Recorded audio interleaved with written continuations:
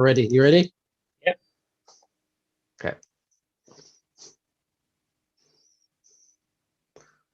Okay. And we are live. We are less than 5 minutes late, just 4. So I don't know what Tubbs is doing there, or he's turned into a goblin or something. It's the nun, dude. Or his kids have ruined his life and his eyes are gone yellow from tiredness. I don't know. It's the nun from that fucking movie. It's a fucking Funko Pop, mini Funko Pop. Look at the size of that fucking thing. Well, if that's a Funko Pop, I am having none of it. It's a mini Funko Pop. Look at the size of it. Fits in my hand, bitches. Oh, wow. Shrunk Oh, to wow. blue. So Tubbs is the reason we're late, because he was searching everywhere for his little toy. Oh, I actually fucking was taking medication for my stupid fucking tooth. Ouch. Yeah, toothache is not a friend to me either. Welcome everybody to episode 9 of the Culture Cast, where we cast an eye on the week's culture. I'm getting really good at that now, aren't I? Yeah, you're getting fucking as bad as me with it now, man. If not worse, worse. Well, I'm almost RTE levels of God, no. presenter. You cringe to the highest point and never hit that shit. Like, you know, we don't leak Fair City on this motherfucker. Like, some people won't even know what Fair City is, and that's good for them. So yes. So Tubbs, how are we this week?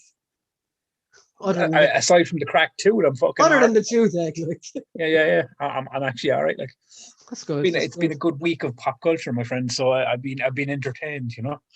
So I know you had a bugbear with this a few weeks ago, so I want to start with some casting chat. Okay.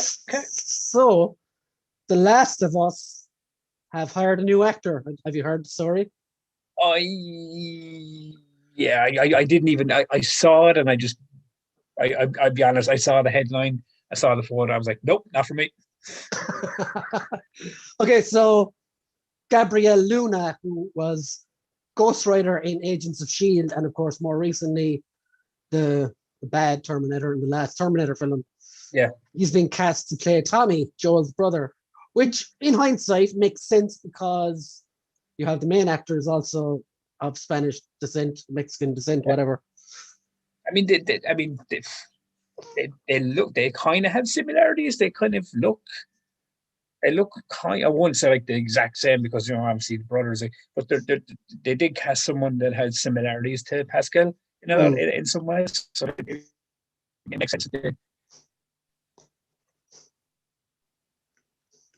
Fucking, I froze up there, so I just stopped talking. Yeah, but it makes sense that they'd cast someone that kind of, you know, shares somewhat similarities to him. Like, but yeah, I mean, yeah, I'm just not. God, I mean, if you told me 3-4 years ago, man, they're making a Last of Us TV show, I'm like, oh my god, and man, yeah, I'm just not on board with this at all. Like, I'm just not. It's not a lot. It's not got to do with them changing like the nationalities of the characters or anything like that. It's just, you know, for me, it's just like, you know, I'm just not liking the casting choice at all. Like, well, that's fair. Like, I will refer to our good friend Paddy Murphy, who runs Let's Survive. Paddy plays in that The Last of Us games will always be there for us. Oh, yeah, of course. This is made for mainstream and not just gamers. This is for a new audience. Yeah, exactly. Yeah, of course. Yeah. I mean, look, and as I said to you 100 times before, I mean, I could watch this show because I will watch it. It's The Last of Us. Regardless, I will give it a look. And I could end up loving this thing, man. I could be like, oh man, what was I fucking on about? These are all fucking amazing. But you know, it's like, you know what I mean? It's like anything, you know what I mean? You see, it's not got to do with person's nationality or their gender or anything else, or it's just, I mean, if they're good in the role, they're good in the role. Do you know what I mean? Regardless, you can watch it. You know what I mean? But I mean, it's you know, just have to think. Like, I mean, I've always said that even with the Justice League, like, even though obviously, you know me, I like the Justice League and I'm a big fan.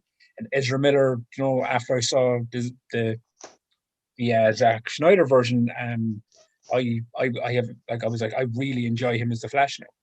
But when he was first announced as the Flash, I was like, I don't really like that as a casting choice. It wouldn't be my casting choice for the Flash. I would have went with Grant Gustin from the CW show. He's a fantastic Flash, but or given him a new character. But I mean, Ezra Miller was never my first choice for that character.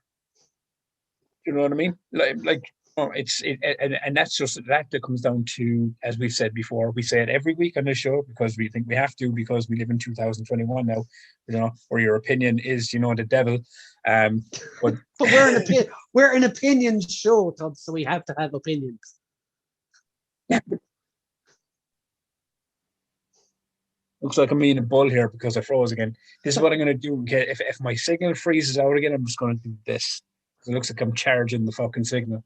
But yeah, it's all opinion based at the end of the day. Like, so for me, I'm not I'm not 100% not 100% behind the casting choices so far for the Last of Us show, but that's just me. There's 100 people that probably love it.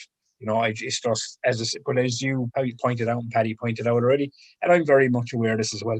It's a much broader scale of what this show is for. It's for mainstream and not just gaming. So we were never going to get the Joel, Ellie, and Tommy mix that we got in the game. That was for the game. It's going to be a completely different beast, even though it's kind of based on the same IP.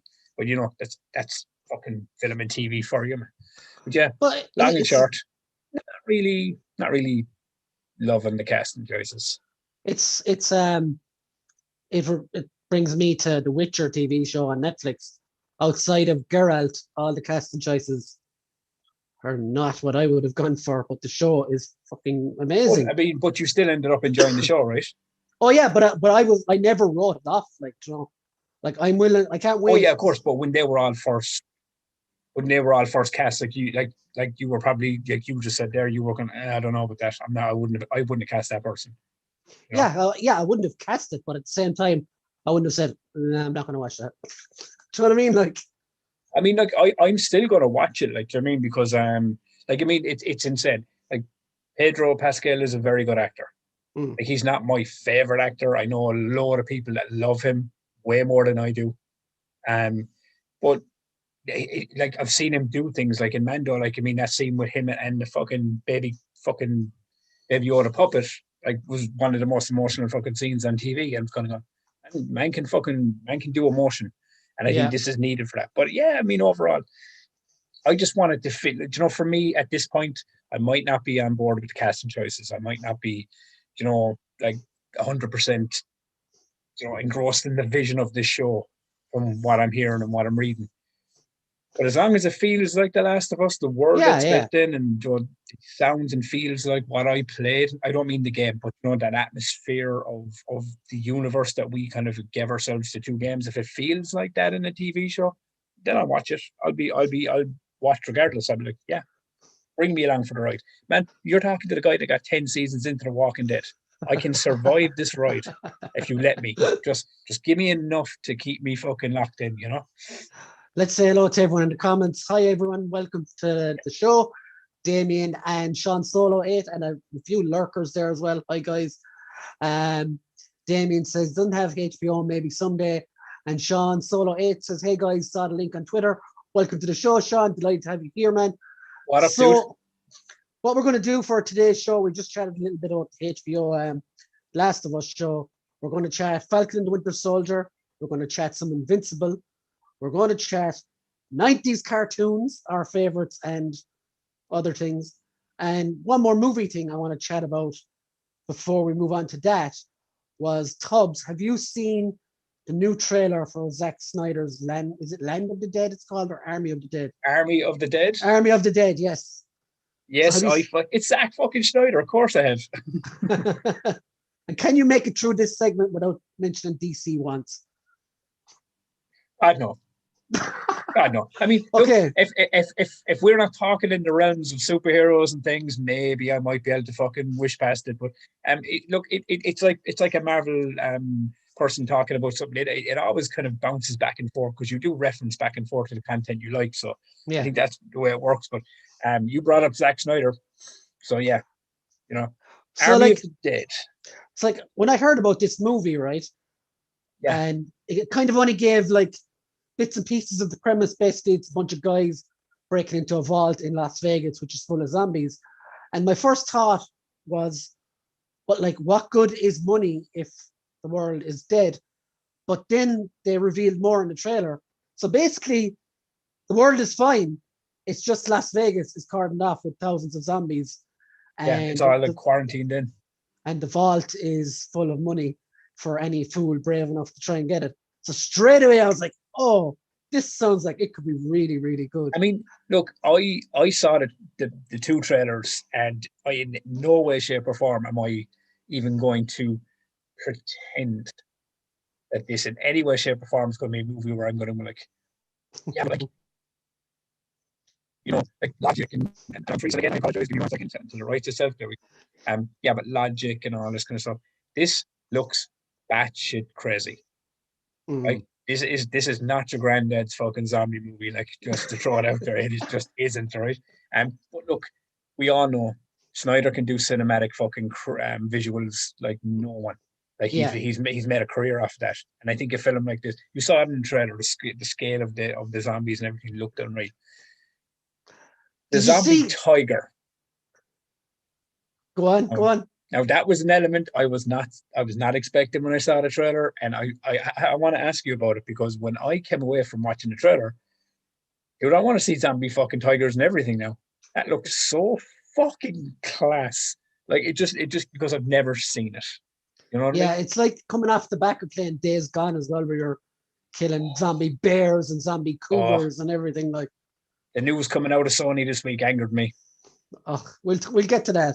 Yeah. But yeah, the zombies in Zack Snyder's film, are they intelligent, or is there something sentient about them to seem a They're bit not slow more? paced zombies. They're not slow moving zombies. No, but to be fair, when he made fucking the Dawn of the Dead remake, Dawn of the Dead was fantastic. It's one of my they weren't favorite slow zombie paced movies. either. Snyder seems to enjoy the fast pace, kind of, because let's be honest. I mean, I love zombie movies, dude, and I'm a massive fan of the slow paced zombies and that fucking pure leg dragging, pure fucking, like Walking Dead style, like fucking Return of the Dead style kind of zombies. I love all that. Romero zombies, I call them. Yeah, George Romero style. But there's something sinister and there's something scary about a fucking zombie that's running full peg at you. You know what I 28 mean? Days Later by Danny Boyle. You know what I mean? Like, do you know what I mean? And then 28 weeks later, it's all right. I'm still waiting for 28 years later. I'm assuming they're going to wait 28 years to make that one. But no, but yeah, In yeah. COVID times, it might be.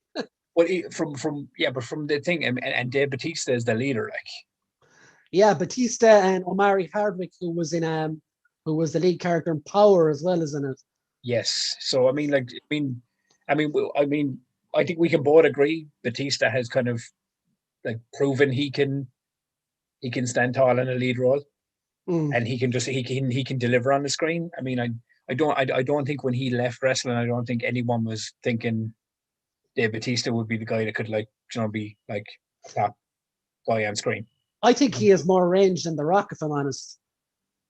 Do you know why? Do you know why I think that is as well? Is because when he left to go into movies, he wasn't just jumping into, I'm Drax, I'm this guy, I'm the big guy, the big enforcer character. He was in fucking that movie with Jodie Foster, everything, and it's like he's chosen roles. It's like he's obviously played bad guys in Bond and things like that, but like outside of Drax and everything else, he seems to be like, even in this, he looks like he obviously he's ex-military or something, but like when he shows up in the trailer, he's in a kitchen. Do you know what I mean? He's like chefing. Do you know what I mean? Yeah. He's kind of going, like, I like Dave Bautista, dude. I think Dave Bautista is a very competent actor. I think he'll be brilliant in this. But as I said, this is a movie where if you go into this with your logic hat on, then shame on you.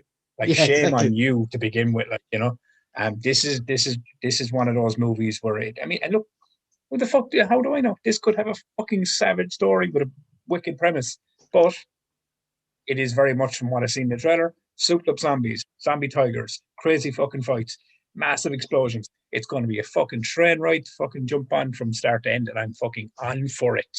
I'm here. This guy right here is here for it. I think Batista, though, even in I think one of his favorite performances of mine was at the start of Blade Runner 2099. Yeah. He was only in it for 20 minutes, and that role stuck with me nearly more than the whole rest of the movie is. And to be fair, that 20 minutes was enough of that movie for me. Yeah. Yeah. Like, just on that point, I know there's people out there that fucking love the Blade Runner sequel and it's their Bible and things. Wasn't for me. It was too long. It was just bleh. I just found it so pretentious, man. It was like, take your wank and throw it off somewhere else. I just want to throw one more thing out before we go forward. My medication is kicked in, so if I go rambly fucking batshit crazy on this thing, I do apologize. I'm gonna say I liked Blade Runner, but it was very long.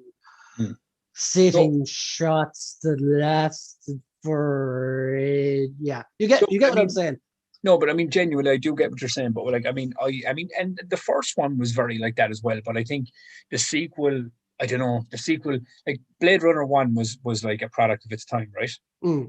And you know, it was a sci-fi fucking blockbuster. I love the first Blade Runner, and it was. I loved it as well. I thought it was fucking fantastic. I think the sequel took itself or tried to take itself way too serious. Like, you know what I mean? And it tried to be sci-fi drive. That's what I thought. Yeah, I mean, yes, and you know, Gosling. I mean, I love him though. I love Gosling. Yeah, I do like him, but it's just, you know yourself. And this is what worries me about the remake of Dune as well. I'm probably going to get a lot of hate for this, but it's, you know, some films are a product of their time. You know what I mean? It's like when they made The Thing, like. It was fucking amazing. I still watch that movie to this day. And then they went and made the newer one, and it just didn't hit the same mark. I really liked the newer one. I did like the new one. I'm one of the people that did like it, but I know there's enough people out there that just it didn't land from. That they weren't a fan of it, and I can see why. Because even though people forget that it was a prequel, not a sequel or a reboot, but do you know what I mean? I find when you take things, and it goes for any movie, Brian. I think it take something out of its generation and try sequelize it or try and like repackage it years later, there's a 50-50 chance it's gonna do well or it's not. And you know what I mean? And 5 times out of 10, because we are the 50-50 balance here, sometimes it doesn't work, sometimes it does. And I just for now, and as I said, we say it all the time, it's personal opinion. Blade Runner, just I don't know what it was. It just now, visually, it was fantastic. Story, whatever. I don't know. It's just something about it, whatever it was, it just did not land for me. And that's not to say it's a bad movie, because I'm the guy that loved Prometheus. The rest of the world hated that shit. So, you know, it's opinion. So, let's look at some comments. Sean said that looked dope for sure. He was on about the zombie film. Yes. And Damien says, I'm more hyped for Spider-Man No Way Home.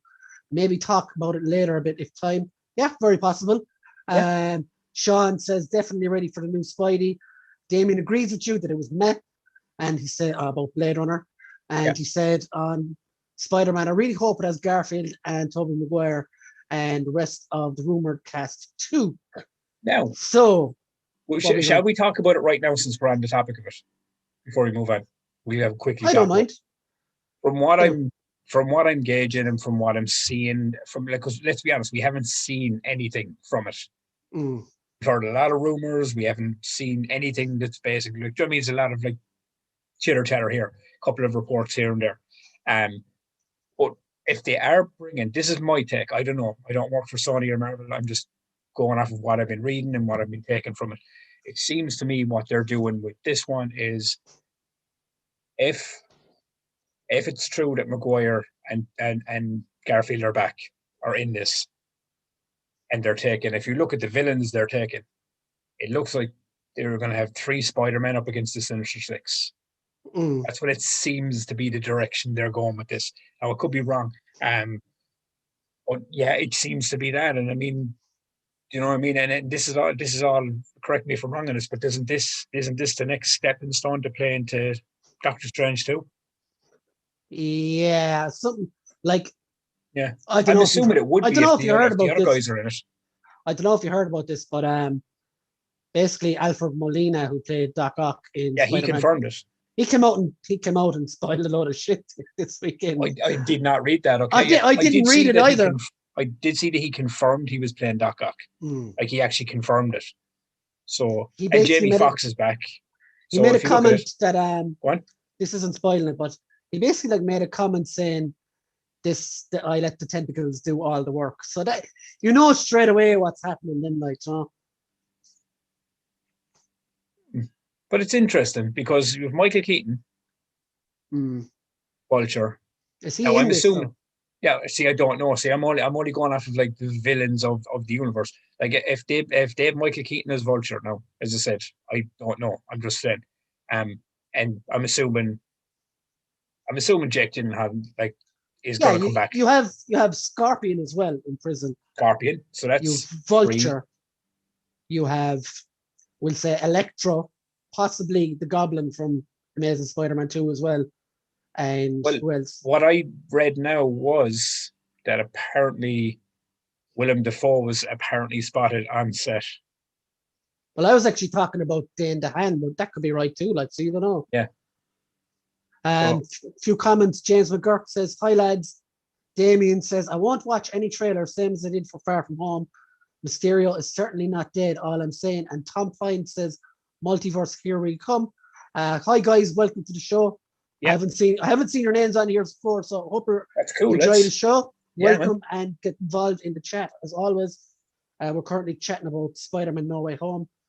Yeah, so like there is so many ways this film could go, like, isn't there? We've heard everything, but we've heard nothing as well. Now, have you heard the rumor as well? Now, as I said, this is all rumor. So, I mean, this could end up, all this shit we're talking about here is all rumor now. Could end up being massive spiders down the road. Yeah, who fucking knows? possibly. But his best friend is it Jacob? Oh yeah. You heard the rumor that apparently that there's a rumor flying around that he's going to become the Hobgoblin. Ned Leeds, Yes. like he does in the comics. I think that would be pretty damn cool because in this universe with Tom Holland, there's no what you call it. Fucking my brain is fried. No, from the Osborns, Harry Osborn. There's no Harry There's no Osborn Harry, in this yeah, universe, so I'm so assuming far. that this could be his Goblin arc because every Spider-Man has a Goblin arc. Am I right? Every Spider-Man has a Goblin arc. It just seems to be this is the one that instead. But then again, we're not getting the Green Goblin, we're getting the Hobgoblin, even though I think we'll get the Green Goblin and fucking. The only one I don't see coming back from the other franchises is the Rhino, because that was silly. Some pretty shitty Rhino action. Like, let's be honest. A great actor, but horribly wasted. Fantastic actor, but man, that fucking Rhino suit looked so shit at the end of Amazing Spider-Man 2. And I'm the guy that enjoyed the Andrew Garfield Spider-Man movies. Yeah, I loved Andrew Garfield as Spider-Man, but not as Peter Parker. Like, this is the weird thing. It's like the Batman premise. See, I did not go without DC. It's like the Batman premise of the movies. I mean, what it is you've heard it before. It's like, oh, George Clooney was a good Bruce Wayne, but he was a terrible Batman, and Christian Bale was a good Bruce Wayne, but he was, you've heard all this back and forth. One person. Where is she? One side than the other. For me, you've the same thing. It's like Tobey Maguire, even though he was Peter Parker in his 30s, it's weird. Looking back at it now, he still looks like he's in his 30s back when those movies were released. It's madness. But, I have no love for Tobey Maguire. I've heard a lot of people say it as well as like Andrew Garfield even was a good Peter Parker or was a good Spider-Man, wasn't a good Peter Parker, or vice versa. Do you know what I mean? It's like the balance here. I liked it. I genuinely did because he was a different fucking Spider-Man to Tobey Maguire's one. Do you know what I mean? That's like, you can't compare. It's like me sitting there going like, oh well, like Ben Affleck's better than Val Kilmer. Yeah, he probably is, but Val Kilmer at the time, I don't think so, which is crazy. I will say it. I actually enjoy watching Batman Forever and all its weird, fucking crazy stupidity that's there. I really enjoy that movie. Now, obviously, the line was drawn with Batman and Robin. I think for a lot of people, that was the best one. But that happened for a lot of people as well with Spider-Man 3, then again with Amazing Spider-Man 2. It seems to be, it's like, so hopefully, the Tom Holland Spider-Man movies isn't hit with the same curse. I don't think it will be, but we'll see.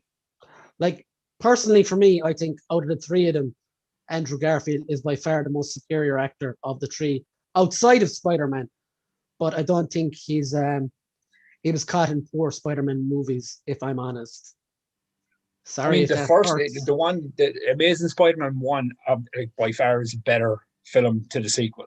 Like the one with Well, the lizard and stuff. I love that they went that direction with the lizard and everything else. I mean, it was the first time he'd ever been on screen. yeah. But he kind of got was it like he showed up as Doc Connors in the original 3? I think it was in the sequel, number 2. But, yeah, I think it was in number 2 when Jamie Foxx started playing the electric pylons with the music and the stuff, and it was awful. yeah, I mean, I heard that. I mean, now I heard, as I said, when I say I heard, oh, my guy at fucking Sony told me. No, I I was reading a thing online the other day that apparently they were saying that Jamie Foxx's Electro in this version is going to have like a much more comic accurate suit. Mm. Now I was kind of going like, are they going to give him that like big fucking electric fucking helmet thing? Give me the green and the yellow, please. Yeah, because I could really do without that. What I think they mean by that is I would love that. No, but I think what they mean by that is I think instead of it being blue electricity, I think you're going to have the more, original fucking the yellow and orangey type electricity. That's what I figure it is. He'll be closer to the carpet that way. Do you know what I mean? But yeah, I mean, it's out in December, right? Yeah. Like, I mean, I'd be really happy if obviously it's not going to be the Amazing Spider-Man version of Electro. It's going to be another universe's version of Electro. I mean, that's what I hope this is. Like, I mean, I hope that, like, if they get Defoe back as Green Goblin, it's not like the Power Ranger suited up version. No. You know what I mean? I reckon, I hope it's like as you were saying, I hope it's like a multiverse version. Because, like, if you've got to think about it, if they're bringing Tobey Maguire back into it, it's surely like an older Tobey Maguire from a different universe altogether. Yeah, he's got to be older now. Like, you know what I mean? Like, he's in his 40s now, right? He's in his late 40s. Something like who Peter B. Parker was in the Amazing Spider-Verse. See, and fat and fucking. Well, I don't know if he'll be like fat and overweight and things. I think he'll still be Spider-Man in his universe, but I think he'll be a much more aged and, totally grizzled. Over it at that point. He's like, I'm so past this hero shit, but and maybe it's Tom Holland's, Spider-Man has to show him, like, reinvigorate his spider energy or fucking. Look, I don't give a fuck. Good news is we're getting a fucking Spider-Man movie this year, right? Exactly. In 2020, we got fuck all. So let's look at the comments. Damien says to you, Tubbs, oh, come on, they were setting up Rhino for the third film. Personally loved ASM2, wanted to see more. Sean Solo says, hey, I love Batman Forever when I was a teenager. So had I. I owned it on VHS. He said he saw it in theaters, and it was a huge comic book feel to it. Yeah. And as much as I cringe at it now, I loved Jim Carrey back then.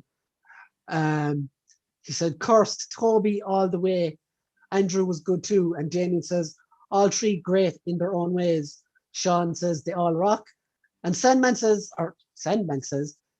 says, Sandman was terrific, but underused thanks to Avi Arad, the destroyer of all things good. To go off that point, what Damien was saying, I do agree, because in my opinion, the third movie should have been about the turn of the Green Goblin from Franco and Sandman.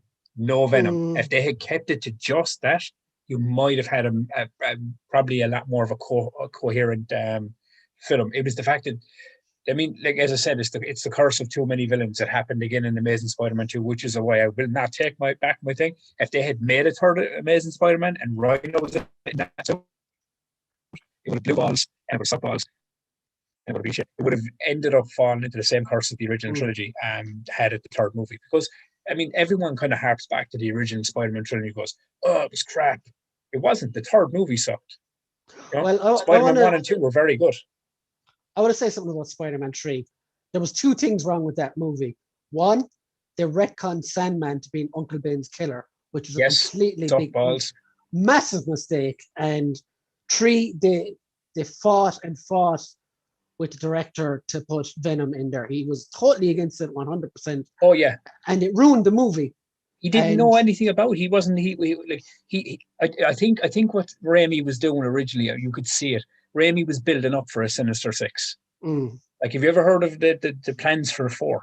yeah, and that's what I was Like going to get to that was next. being building for the Sinister Six. So then the studio shoehorned in Venom, and he even said it in the interviews after. I remember watching it. That like he was unfamiliar with the Venom character. That's why Mm. Venom looked and kind of acted the way he did, because he didn't really know what he was doing. He just put it in there because they wanted it. But I think the biggest thing that they did with that movie was create Bully McGuire. Like when they made Peter all super emo and dancey. Like, did Yeah. any of that come across? Because I'm pretty sure I glitched up there. But yeah, No, it did, yeah. biggest issue with that movie was, I mean, it was an issue at the time, but then the internet made it great, because now Tobey Maguire is now known as Bully Maguire. He shows up in everything. He's in every universe on the YouTubes now. You can go watch it. It's fucking hilarious. But yeah, my screen is gone off. But like, Sorry. yeah, Spider-Man 4 then was meant to be like the Vulture with John Malkovich and the Vultress with Anne Hathaway. What the fuck were they thinking? Like, Maybe it was a good thing that they cut their losses. Now, have you heard that there's another rumor floating around now? which is Sam Raimi's directing Doctor Strange 2. And apparently, the rumors are that Tobey Maguire's Spider-Man's supposed to be involved in that movie in some way. huh? But the rumor flying around now is that there's actually talks being had with Maguire and Raimi to do Spider-Man 4, connecting back to the original trilogy. Yeah, I don't know about that. Now, that would be a Sony movie. That would be a Sony film. That won't be MCU. Yeah, But let then them again, if they're doing destroy multiverse, their it would be Spider-Man MCU. franchise over there, and we keep our No, Marvel. but this is my point: is if they're bringing Maguire and all them into the MCU's Spider-Man, like for cameos or whatever, because they might only even be on screen for fucking 10 minutes. Who fucking knows? If they are doing that, then technically doesn't the Raimi Spider-Man become an attachment to the MCU? Sort of, yeah. In Am a I way, wrong? like it's Yeah, one. sort of, yeah. It'll be one of the multiverses, like, you know. And not to just to throw over to one more multiverse. Did you hear the news that came out about the Flash movie? Apparently, Warner Brothers are apparently in talks with Tom Welling to play Superman. Smallville guy, is it? Smallville, yeah, to come in and actually be Superman in this movie, because apparently this is going to also bring over interaction with the CW characters as well, because I think Warner Brothers are trying to canonize their entire the whole thing. Kind of, as I said, it's just all multiverse. It opens up this is the problem with multiverses. It opens up so many doors, but it also creates a lot of possibilities. You can kind of be. Apparently, though, Warner I'm Brothers fucking glitching here, kid. Are you glitching or am I glitching? It's me. I think it's on your side this time. Apparently, Yeah, though, is, Warner Brothers doesn't know what the fuck they're doing. So, yeah. Well, it was just that little bit of news I heard today, so I said I'd throw it out there. So, Damien says, 3, Avi Arad, I can't talk. Avi Arad, poor Rami, was bullied about Venom. Tom says, Sony still have a lot to learn from Marvel RE character development and storytelling. 100% agree with you there. Oh, yeah, completely. And Damien says, Avi Arad again. Like, I think that guy should just be taken away from like superhero movies at this stage and put down somewhere quietly. Like the only Spider-Man movie I'm semi-excited for from Sony is Into the Spider-Verse 2. So, one for you, Tubbs. Will we ever get a Flash movie with Mirror Master as the bad guy from Damien? I would love to see it, but I don't think they're going to do it. I think the furthest thing we might see is Reverse Flash at this point. I mean, it's down the road maybe, but You probably get that in CW way before you get it in the movies. But then again, who the fuck knows? Because from what I'm reading, they're throwing everything at the fucking kitchen sink. I heard Nick Cage and Odd's supposed to be playing his fucking Superman that was never made. Wow. Now, crazy thing is, I would fucking pay to see it, man. Just to see what fucking Nick Cage, what Tim Burton was planning with that crazy bastard in that Superman suit before that movie fucking, fell apart. It would be very, very interesting to see. But I mean, no, from what I'm hearing is it is, I mean, there's possibilities from Grant Gustin to show up in this movie now. Now, and I wonder, because I did hear rumors that it's all rumors, man. It's all shit we read on the internet. Fucking half the time it's fucking all fucking clickbait bullshit anyway. It's not even real. But from what I was reading the other day was two things. That apparently Michael Keaton is still not 100% locked. But then they reported that he wasn't locked in because of COVID and all that bullshit. But then they shot up a preview of the original Batmobile. So I'm kind of going like, also they're showing the Batmobile from the 80s movies, which is fucking interesting. Did you hear any of that? Anytime I blink out, I don't even know if I'm. Oh, we're getting it on. We're getting it on. Don't worry. Okay, that's fine. So if I'll just keep talking when I glitch. But yeah, I mean it's interesting. But then I heard that like Christian Bale was in talks to play Batman if Michael Keaton wasn't coming in. That's probably absolute bullshit because he's kind of cemented he's not doing it anymore. But the other one I heard was that because of Ezra Miller, choking out that fan, Warner Brothers are still very much on the fence on whether they want to move forward with him. So if this is true, then this would be the way to have Grant Gustin take over and really kind of redesign if it's multiverse and so on. Yeah, it's fucking weird. Like the Supergirl in it has been cast. It's like there's somebody at Warner Brothers just throwing out rumors and seeing which one gets the fans excited. You know what it is? Do you know what it is? It's one of those things where, like, this is. I mean, you know me. I'm a big fucking DC fan, all right? But from what I can gather from Warner Brothers, just looking at the way all this is going down, it's like you've seen it. Even like Dwayne The Rock Johnson is basically saying, it's like, no fucking, like, this is what I want. This is what I signed. This is the fucking characters I want to play around with. Make it happen.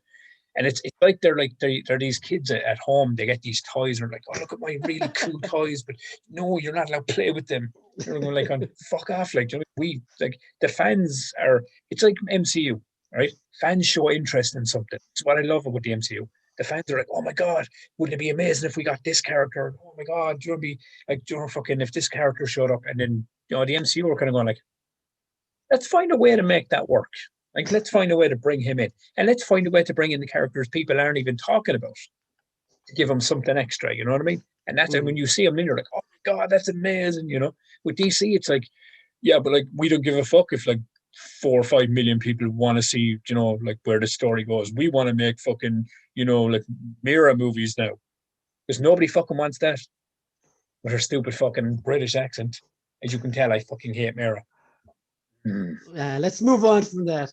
So, Tubbs. Yeah, let's move on because there's a lot of hate to pour out of me on that woman. Like 90s cartoons. Yes, let's get this fucking going. So last week we did our 80s top 10. We did. Now you said top 10, right? I'm pretty sure I did like a top 20 here because I knew we'd step over each other. Yeah, that's fine. I've loads anyway as well. So because I know guaranteed there's going to be at least 4 that we're definitely going to both have.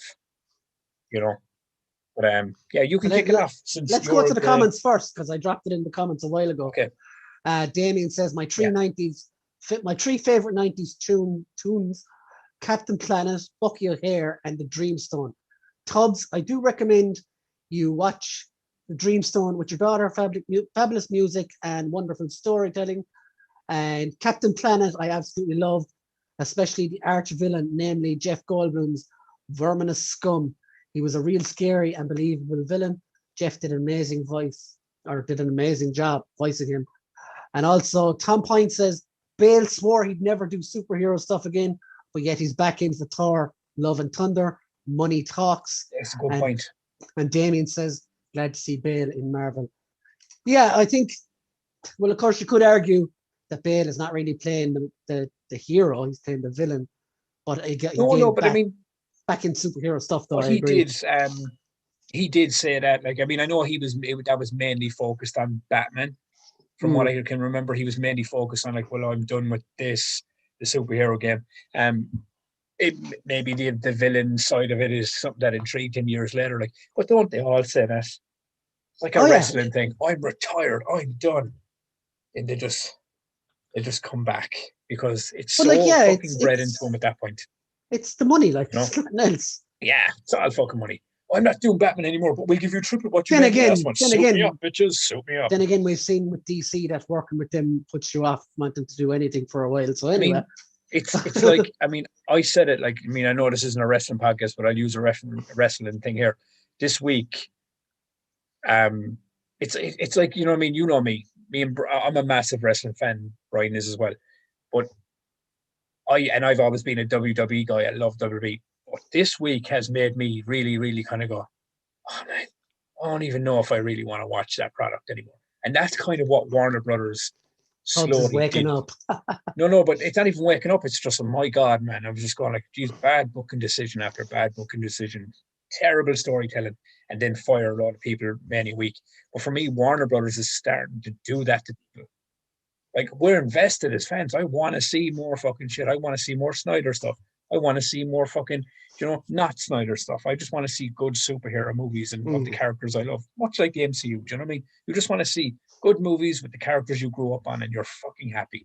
Because let's be honest, the world is pretty fucking shit right now, right? So give us some shit that we're happy about, put a smile on our fucking face, and let us go home and just fucking eat it. Because that's what fucking it's all about anyway. But Warner Brothers, as I said a while ago, are basically going, no, I don't want to give you that. Here, there's a mirror movie that you don't want because this is what we want. They're fucking retarded. Excuse me. Terrible word to use, but that's how I feel. Okay, so 90s cartoons. Tubbs is on one tonight, folks. Don't worry, he's got two. It's a He's mix. got It's a two mix of days. emotion, Brian, and medication. You know, I knew this would happen. I even apologized for it earlier. Anyone who I've didn't been see it, there. I've been there. I cracked my tooth, I took some meds, and now I'm a bit fucking floopy. Okay, So so let's go one for one. So on okay, the are we going? Are we going from 10 back? Or are we just yeah, naming them? Yeah. we'll just name 10. I don't have these in order, so I'm just going to pick them as we go. Oh, I better open my Google search thing to show everybody what we're looking at as well. Oh, yes, go with that. Because that was actually good last week that the people could see and kind of. Visual aids are fun, Yeah, just as you remember learn that in shit. school. No? Okay, I so think, without saying it, I think I know what your number one is going to be. well, I just have a list written down here, like so. Yeah, but I think I know. I'm going to throw in some fun ones for you. Is this your one? It's my first one. Skeleton Warriors. What a show. Do you Yeah, remember Jesus that? Christ, I remember that. I can't remember 94. specific, but yeah. Guys, did you I watch write that down? Skeleton Warriors? I believe it. I remember it very well. I didn't write it down on the list, though. Excellent. I've got a good one to start us off. So, Yeah, it's a good one. It's a good one. guys, what did you think of Skeleton Warriors? I'm going to Yeah, actually start writing these in the chat. Skeleton Warriors is your one. So that's a good one, man. It's a good one. I mean, I gotta be honest about it, man. I'm like, outside of the superhero stuff and everything else, I was big fan of like the really, really obscure, weird characters and weird cartoons in the 90s. Okay, so shoot me your next one then, number 9. Freakazoid. Dun, dun, dun, dun, dun, dun, dun, dun, Remember that Freakazoid. shit, man? That was bonkers. Like, you can tell where my list is going here, right? I Because it's fucking gonna love be. that. Tubbs, Freakazoid is just fucking you, man. That's probably why I fucking bounced it, because he's a fucking ADHD monkey with a big fucking mane. Look, kind of similar to this. Like, Freakazoid was just fucking brilliant, man. It was wacky. It was like the cartoon animation was just weird, and it was just, yeah, I loved it. Absolutely loved It was straight out of like, was it a Warner? It was Warner Brothers, wasn't it? It was, because if you even look at the animation, there's a lot of cartoons that had very similar style. At the And we time, obviously, I don't name them because it'll probably come up in the list as we go. But and even Cartoon Network were very similar like that. They're really fucking weirdly animated cartoon characters as well. I fucking loved it. So number 8 for me, what have I done in my golden list? I'm not going to mention it until I share it on the thing, actually. Okay. Okay. And just give a bit of a reveal type thingy. So my second choice, it'll make you scream. Ah! Real monsters. Oh, real monsters. Yeah, yeah. Fucking hell. I have it on the list, but yeah, yeah. See, this is what I mean. This is why I picked out more, because anything that you like, if you pick something outside of the obvious, there's a few there we will definitely fucking like slap on the middle with. But stuff that you're kind of naming, then I go with something else. There was a few things on Nickelodeon that I used to watch the whole time, and this is one of them. I know a lot of people would probably go for the likes of well, I'm not saying. But No, you because probably, you look at it, it was Cartoon Network, Warner Brothers, fucking Nickelodeon. There was a lot of, things like that, But yeah, now the next one I'm going to go with is Street Sharks. I had that down as well. Yeah, do you remember that shit, man? That was fucking badass. I remember it was that. I had all the action figures of this thing, man. I was like big, huge, fucking muscle bound sharks. Where is it? Yeah, it's a pure product of the fucking 90s, man. Do you know? Dun, dun, dun, dun, dun. So we show the audience. Yeah, Street Sharks. Guys, let us know if you remember these in the comments and stuff. Yeah, man. Remember that shit, dude. Street Sharks is awesome. Saturday morning matinee cartoons, man. It's like TMNT, but sharks. Yeah, basically, yeah. I mean, it's the same fucking kind of concept and things, except they rode motorcycles and were fucking badass fucking Look at this. Vin Diesel with Street Sharks. What the fuck? Like, oh, is he pitching a movie idea for that? Pitching Street Sharks movie or something, maybe, yeah. Lads, let him do it. Let him fucking do it. Hey, there you go. Because you know something, let's be honest. You could do Street Sharks like Fast and the Furious, and it would be good. There's the toys then as well. So cool. Yeah, that's the jam, like. Okay, so let's write that down. Damien says he doesn't remember any except Skeleton Warriors. I betcha. You don't remember Freakazoid, man? I bet you they're going to remember my next one. Go on. Because it's a fairly popular thing nowadays. And you'll know this as well the minute I show you. Dum dum dum dum dum dum. So what number are we now? Number 6 for me. No, God, you're not on 6. Well, no, we've gone down. I'm doing 10, 9, 8, 7, 6. So 5 each, kind of, isn't it? Yeah, but you've only picked. I picked 2 and you picked 2. Yeah, so 10, 9, 8, 7. So 5 each. Okay, yeah. Yeah, I was losing count. Ah, never mind, it's fine. So I was counting it like 10 and 9, as in like for each. Ah, okay, I get you now. Yeah. So we would have picked 10 each. Yes. Okay, well, I don't mind. We can keep. Yeah, there's enough there to fill 10 each, like. So anyway, here's my next one. Let's see if you know this one. I'm sure you do. Fuck yes, I know that one. I had it on the list as well. Fucking Spawn. Who didn't fucking? And they used to show it on Bravo because it was fucking R-rated, man. It was violent as fuck as well. I loved man. it. I love that cartoon. And I saw the movie as well in the cinema, even though I shouldn't have. I sneaked into it. Yeah, I mean, like, have you seen the movie recently?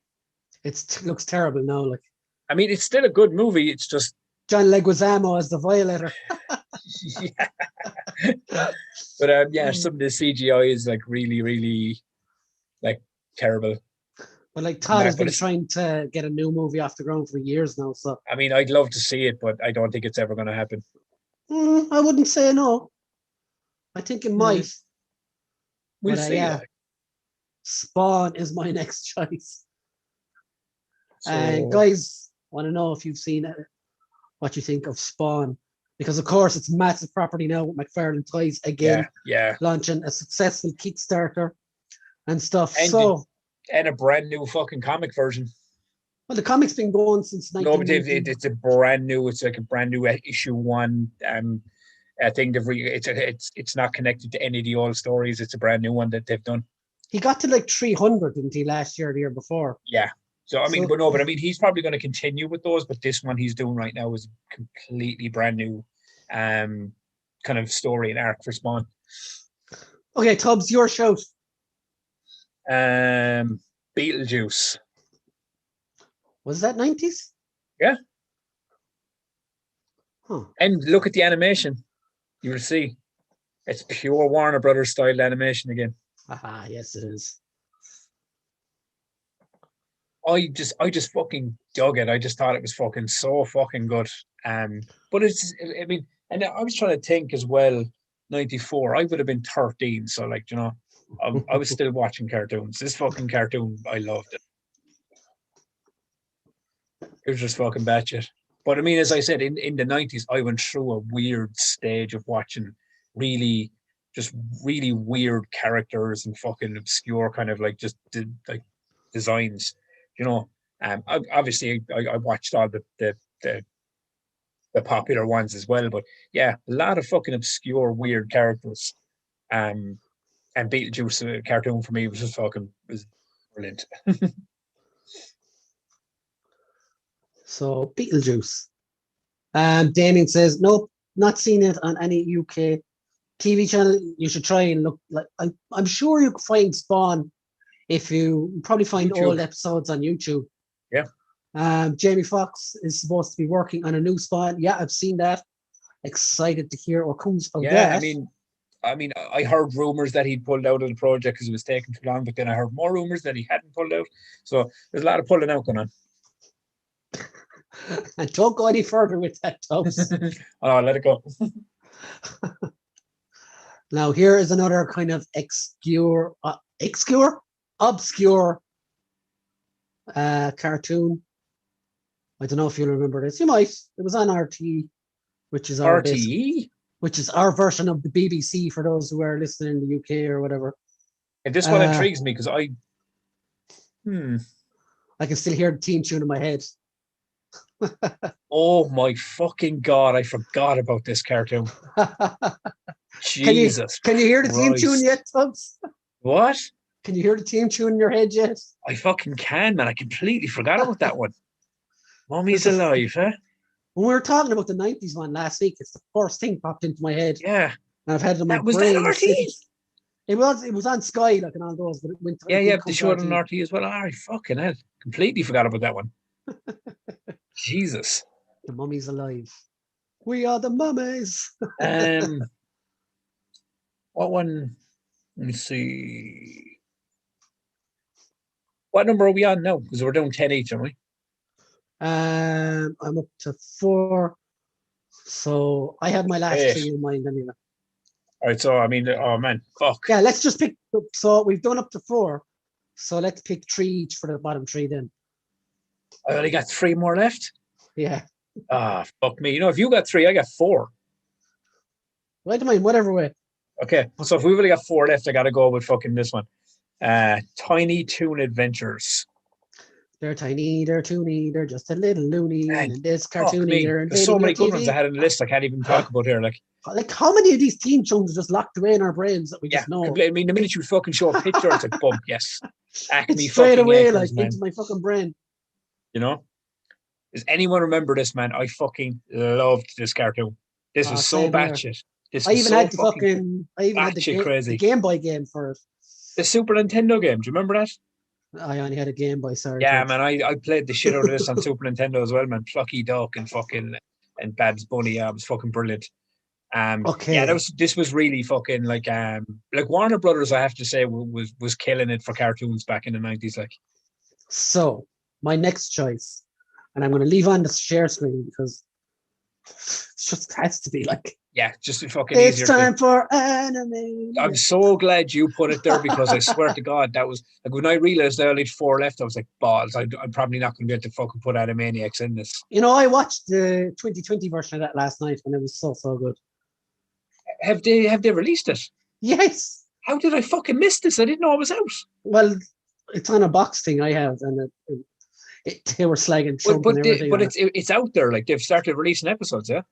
I think so, yeah. Yeah, because I mean, I did hear that it's the same animators and the same team. Oh, they're the very same voices. That's the whole lot. Class. I can't wait to see it. I love the Animaniacs, man, because the Animaniacs didn't just bring us the Animaniacs, man. It brought us Pinky and the Brain, the whole fucking shebang. You know, Nerf. it was fucking class. What are we gonna do tonight, Pinky? So I've 3 left. Fuck me.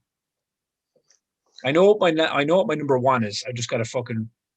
I know what my last 2 are. So I think. See, this is the thing. I think I know what your last 2 are as well. I don't think you do. No. No. Okay, that's surprising. I'm going to go with.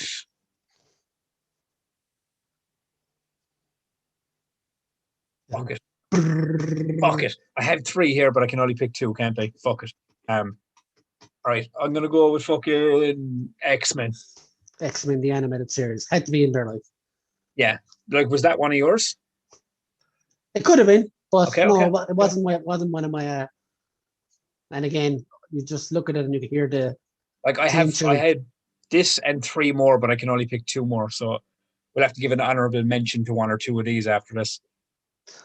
So X-Men. Yeah, this cartoon was fucking ahead of its time, man. This was so good. It's where I really started to pick up my love of comics. But I mean, it gave us characters. I mean, it's like when you look back at this, is like even like I mean, I read a lot of X-Men, I read a lot of fucking things like that, but this one really opened up the thing for all like your like back ended characters that like not a lot of people would have fucking like. I don't think a lot of people would have known about Morph. Yeah, if not for this cartoon, and still don't. He was you only in the first episode or so, was he? Yeah, and his story arc is tragic in the comics or in the cartoon. So, okay. I should have guessed that you were going to go with that one. So, but see, for me, I genuinely thought you were going to go with X-Men and another one. I'm going to leave you have the other one because that's not what you think it is either. This was only 1 series long, and it was, in my opinion, anyway, incredible because it gave you Silver Surfer's origin story, it gave you Galactus's origin story, it gave you Thanos' origin story, it gave you the Skrull and the Kree, all that kind of stuff that you've never seen in any other animation, and fuck all people watched it. Yeah, I mean, I do remember seeing an episode or 2 of it, but I don't remember being like a religious watcher of this thing. I think it was randomly on the TV one day, and I was like, oh, Silver Surfer. It's like the animation was a bit that's cool, but I never watched it. Like I would never sit down and watch the whole thing. So like I can honestly say I've never seen this full cartoon. I've seen bits of it here and there, but never sit down and watched it in its entirety. Like the X-Men, I watched that in its entirety, but I've never seen this in its entirety. Long before Endgame, there's Thanos battling the Silver Surfer. Class. So cool. Let's stop share there a second to get into the comments before we move on. Peter King was epic. Brave Star. Peter King, how's the farm, kid? Hi, Peter. How are you, bud? Everyone else, what you think of the picks so far? Silver Surfer outside the box for me, anyway. See, as I said, I'm down to 2 here. Like I have a rake of them here, right? I reckon once we're done picking our tops, we should just do honorable mentions and okay. So Tubbs, can I guess your last 2? Okay, you can try and guess the next one. Spider-Man the animated series, because I'm not going to pick it. Okay. I will pick it because you picked it, but it was a trope between that. See, I don't want to say the other one in case it's your final one. My one isn't the superhero one. Yours is. I know. Yeah, that's my point. Yeah. Mine, it was a trope between I'd say Spider-Man because I'm pretty sure you already have the other one in your final. If I know you as well as I think I do, I'll be right when you had it. So Spider-Man the animated series, I'll go with my second last pick. Okay. It was so fucking good. It opened it up for fucking Spider-Verse and the whole fucking like. This was the original Spider-Verse when you think about it. I loved Spider-Man the animated series. This cartoon was badass. Like, and I think my last pick as well is right up there with it because it created a franchise out of nothing.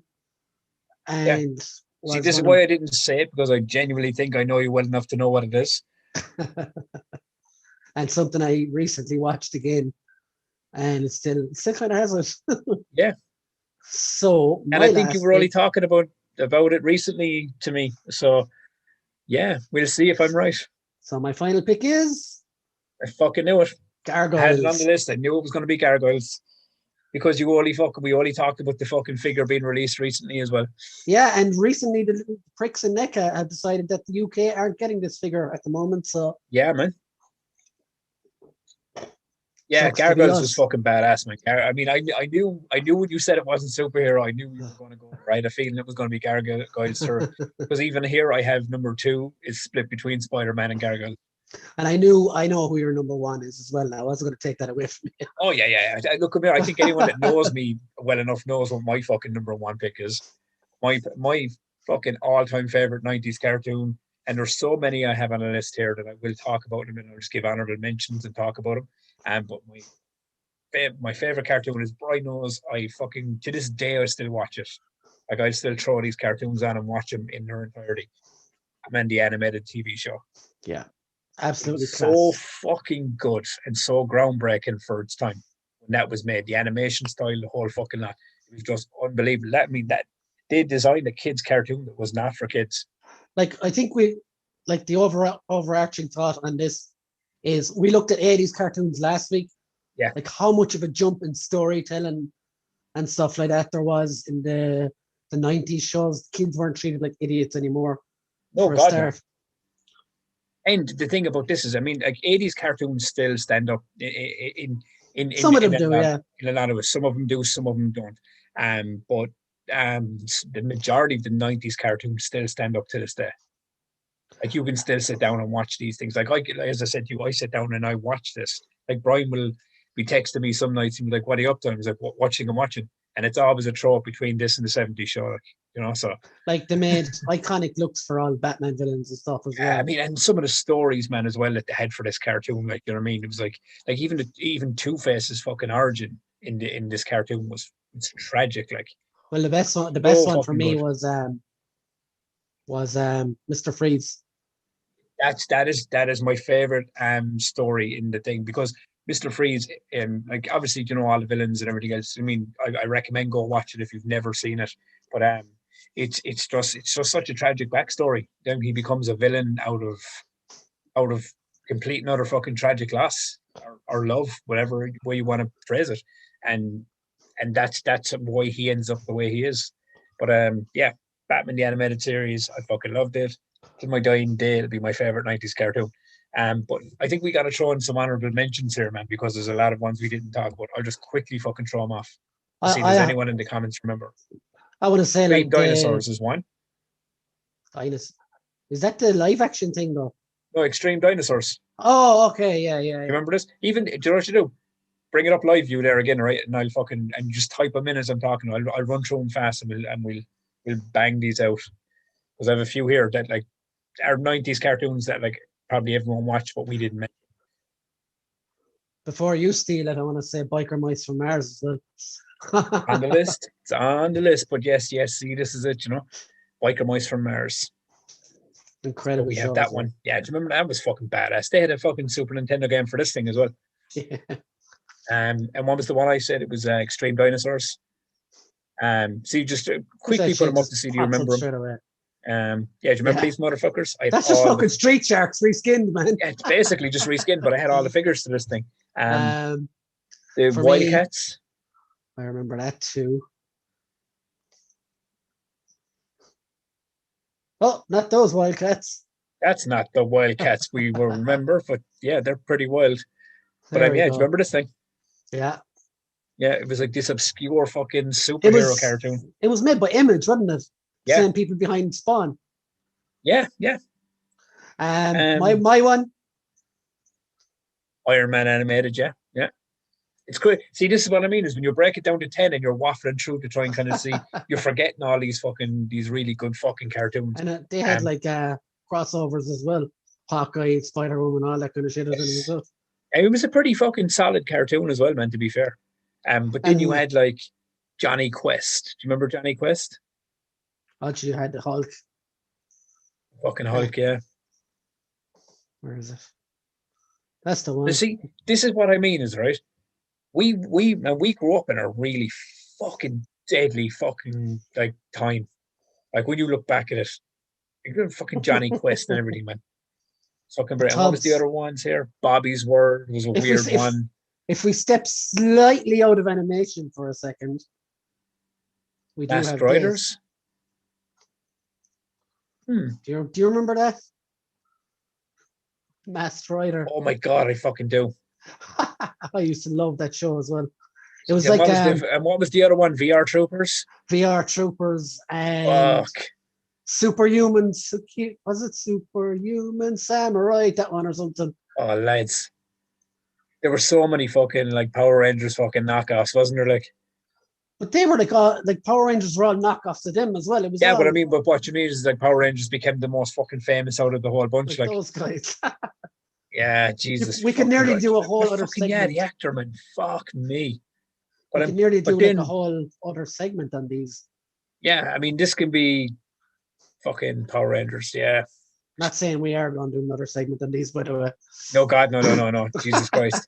We briefly run through it here, but But you know what the mad thing about Power Rangers was they shot the actor parts in America and they basically took Super Sentai from Japan and mashed them in together yeah. to make one show, which is I mean, crazy. I if don't you give a think about fuck, man. I don't give a fuck what anyone says. White and Green Ranger fucking all day long. I will fucking watch that shit, man. Fucking it. Tubbs is a Tommy Oliver guy. fucking Tommy Oliver guy, man. No, but yeah, so I'll just list off a few more before we bounce off this thing, right? Bobby's World, I don't Johnny remember that Bravo, one. yeah. Hey Arnold, Oh, hey Arnold, moving football head. Doug, Oh my God, I used to yeah. hate and love that. Dexter's Laboratory, Cow and Chicken. There's so many fucking amazingly fucking weird, fucked up cartoons that I don't even think we scratched the surface I on have Ren and one more Stimpy. in my list that I forgot. Yeah. I put it down because I didn't think you'd remember it. Go on. Let's see, hold on now. And I want to see if the theme tune clicks in if you hear it. Oh my God, it looks so childish.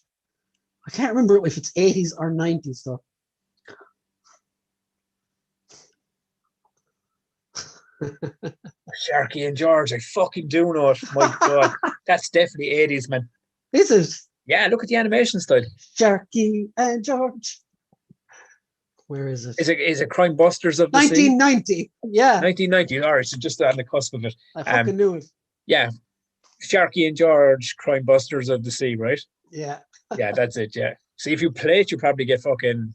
I wonder, can I hear this without it being cutting in? You're gonna get monetized. Can you hear that? No, you're probably hearing it in your headphones. Can you not hear it though? No. No. I can hear it, but yeah, let's forget about that. But yeah, so so in the comments, anyone fucking remember all of that madness we just spewed off there. So there's a fucking hell of it. The 90s, man, was a good fucking time if you look back at it, like, you know what I mean? As kids now, you look at cartoons nowadays, man, do you know what I mean? And you know, everything's got a message. Everything's all our cartoons did as well. But hey my man, God. Captain Planet told us to fucking recycle. They had messages. Yeah, but let's be honest about it. That Captain Planet was a sinister looking motherfucker. He was shady. Like, you know. Captain Planet was trying to bring together the Infinity Stones before they were Infinity Stones. Yeah, I mean, he was like the pure like sly Thanos. He was like, yo, you're doing the good deeds. You're gonna save the world. Bring me my stones. You know? So on the comments, Brian, can you show Tubbs Zardrak from the Dreamstone if you can? I will do that. Have you seen Dreamstone, Tubbs? Put it on there for a sec, because it sounds fucking familiar, but I can't, and my brain is not placing it. Dreamstone. You know me, I'm a visual guy. I see something, I remember it. It's like, so we'll see. I can't sort of can place it myself, but I'm not sure. Excuse me. Okay. So here we go.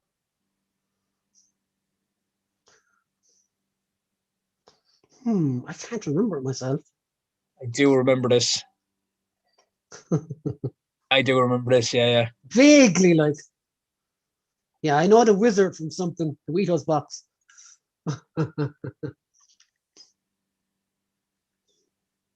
That's old school now. Like when I was thinking back and stuff, like that didn't even hit my radar. Like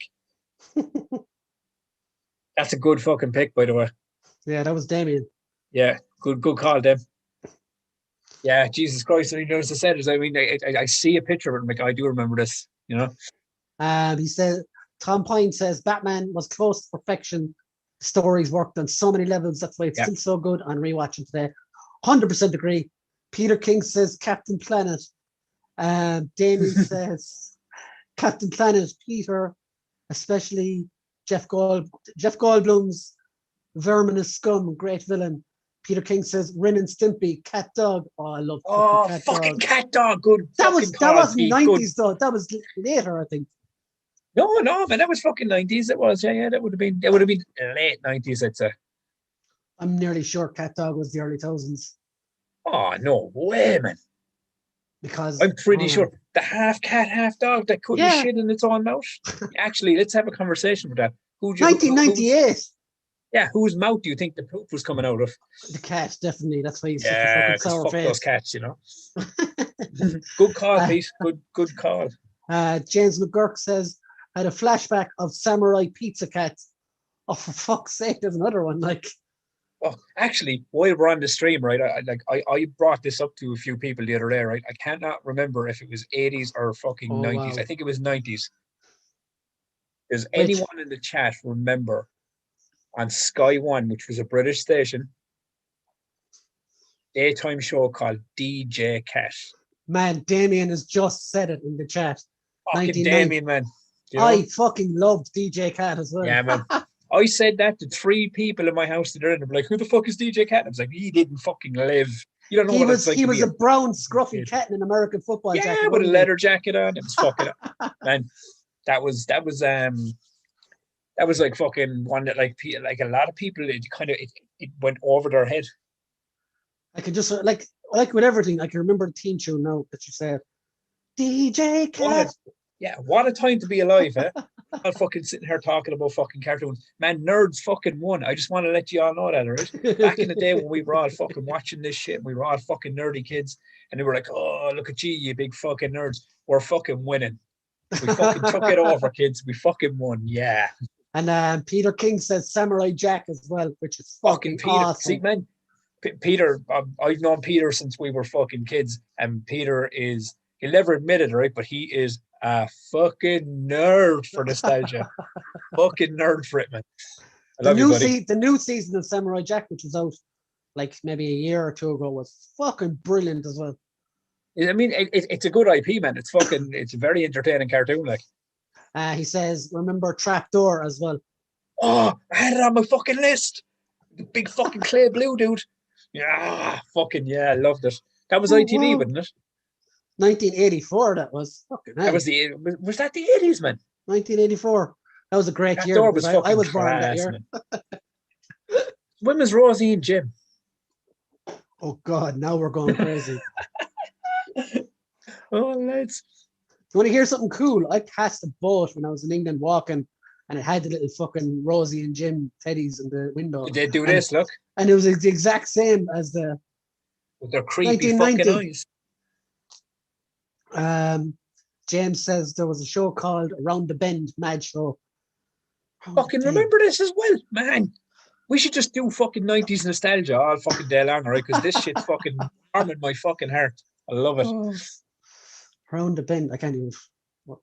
Round the fucking bend, huh?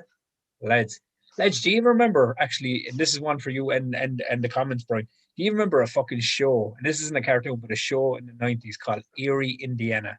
Yes. Yes, man. Fucking hell. Another show, 3 people in my house did not fucking know what it was. Yeah. Like, what's that? I was like, oh, lads, did you fucking just like skip the 90s? Like, Damien says he lived in Fulham. All those shows mentioned were on DJ Cat Show, bumper show at weekends. Yeah, I remember it used to be on 8 o'clock in the morning weekdays as well. I fucking loved it, man. While everyone else was off watching Zig and Zag, I was like, show me the cat. Show me the fucking cat. I was like fighting my parents to go to school so I could watch it. Peter says, remember the game Clay Fighters for the N64? Yes. Clay as Peter knows, I hacked my fucking SNES Mini. It's on it. So, like, I think what we should do, Tubbs, is I think we've kind of exhausted this area for the meantime. Yeah, that's cool. So maybe next week, now that Peter brought up Clay Fighters, we should start with 80s video games. Okay. Will we Because do video, 90s video games? Because there was a much bigger selection. No, do you know what we'll do? Do you know what we'll do? Fuck it. We'll go with the 80s and then the week after we'll jump to the 90s. yeah, we can push We'll on do it every like week. that. So we've been speaking a lot about animation. Yes. So I think we need a segue, Tubbs, right into this week's animation. So this is for anyone in the comments. You know it. We said it every week. We're about to get into spoiler territory here. We're about to talk about Invincible on Amazon Prime. Peter, by the way, if you haven't seen this, you love your animation, go check this fucking thing out if you have not seen it.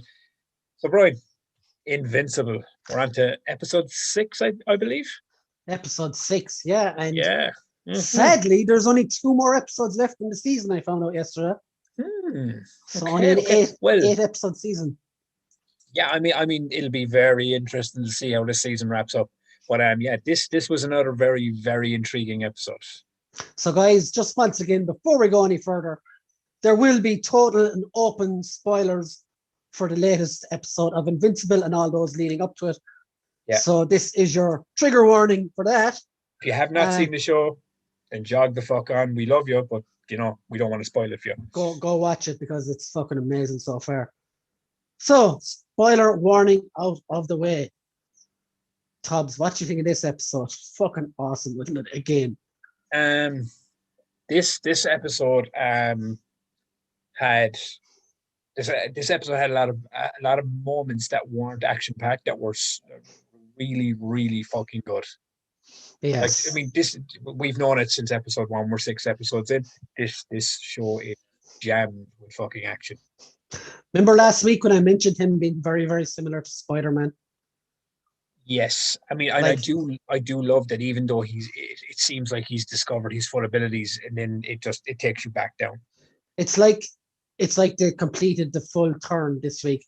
Whereas girlfriend's in trouble, he disappears, Invincible turns up, mops the floor with the dude, and then she gets mad at him. It's just Mary Jane and Spider-Man all over again. But do you know what it is? And I do like that they are keeping to because you know what, they could have easily have fucking done it, went a different direction with this, and they're like, it was like, yeah, fucking bitch, I'm invincible, fucking get over it.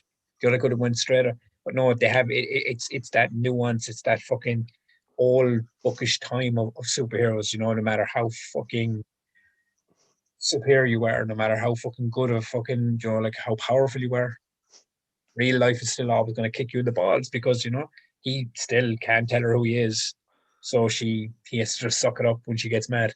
But this one was crazy, like body modification shit.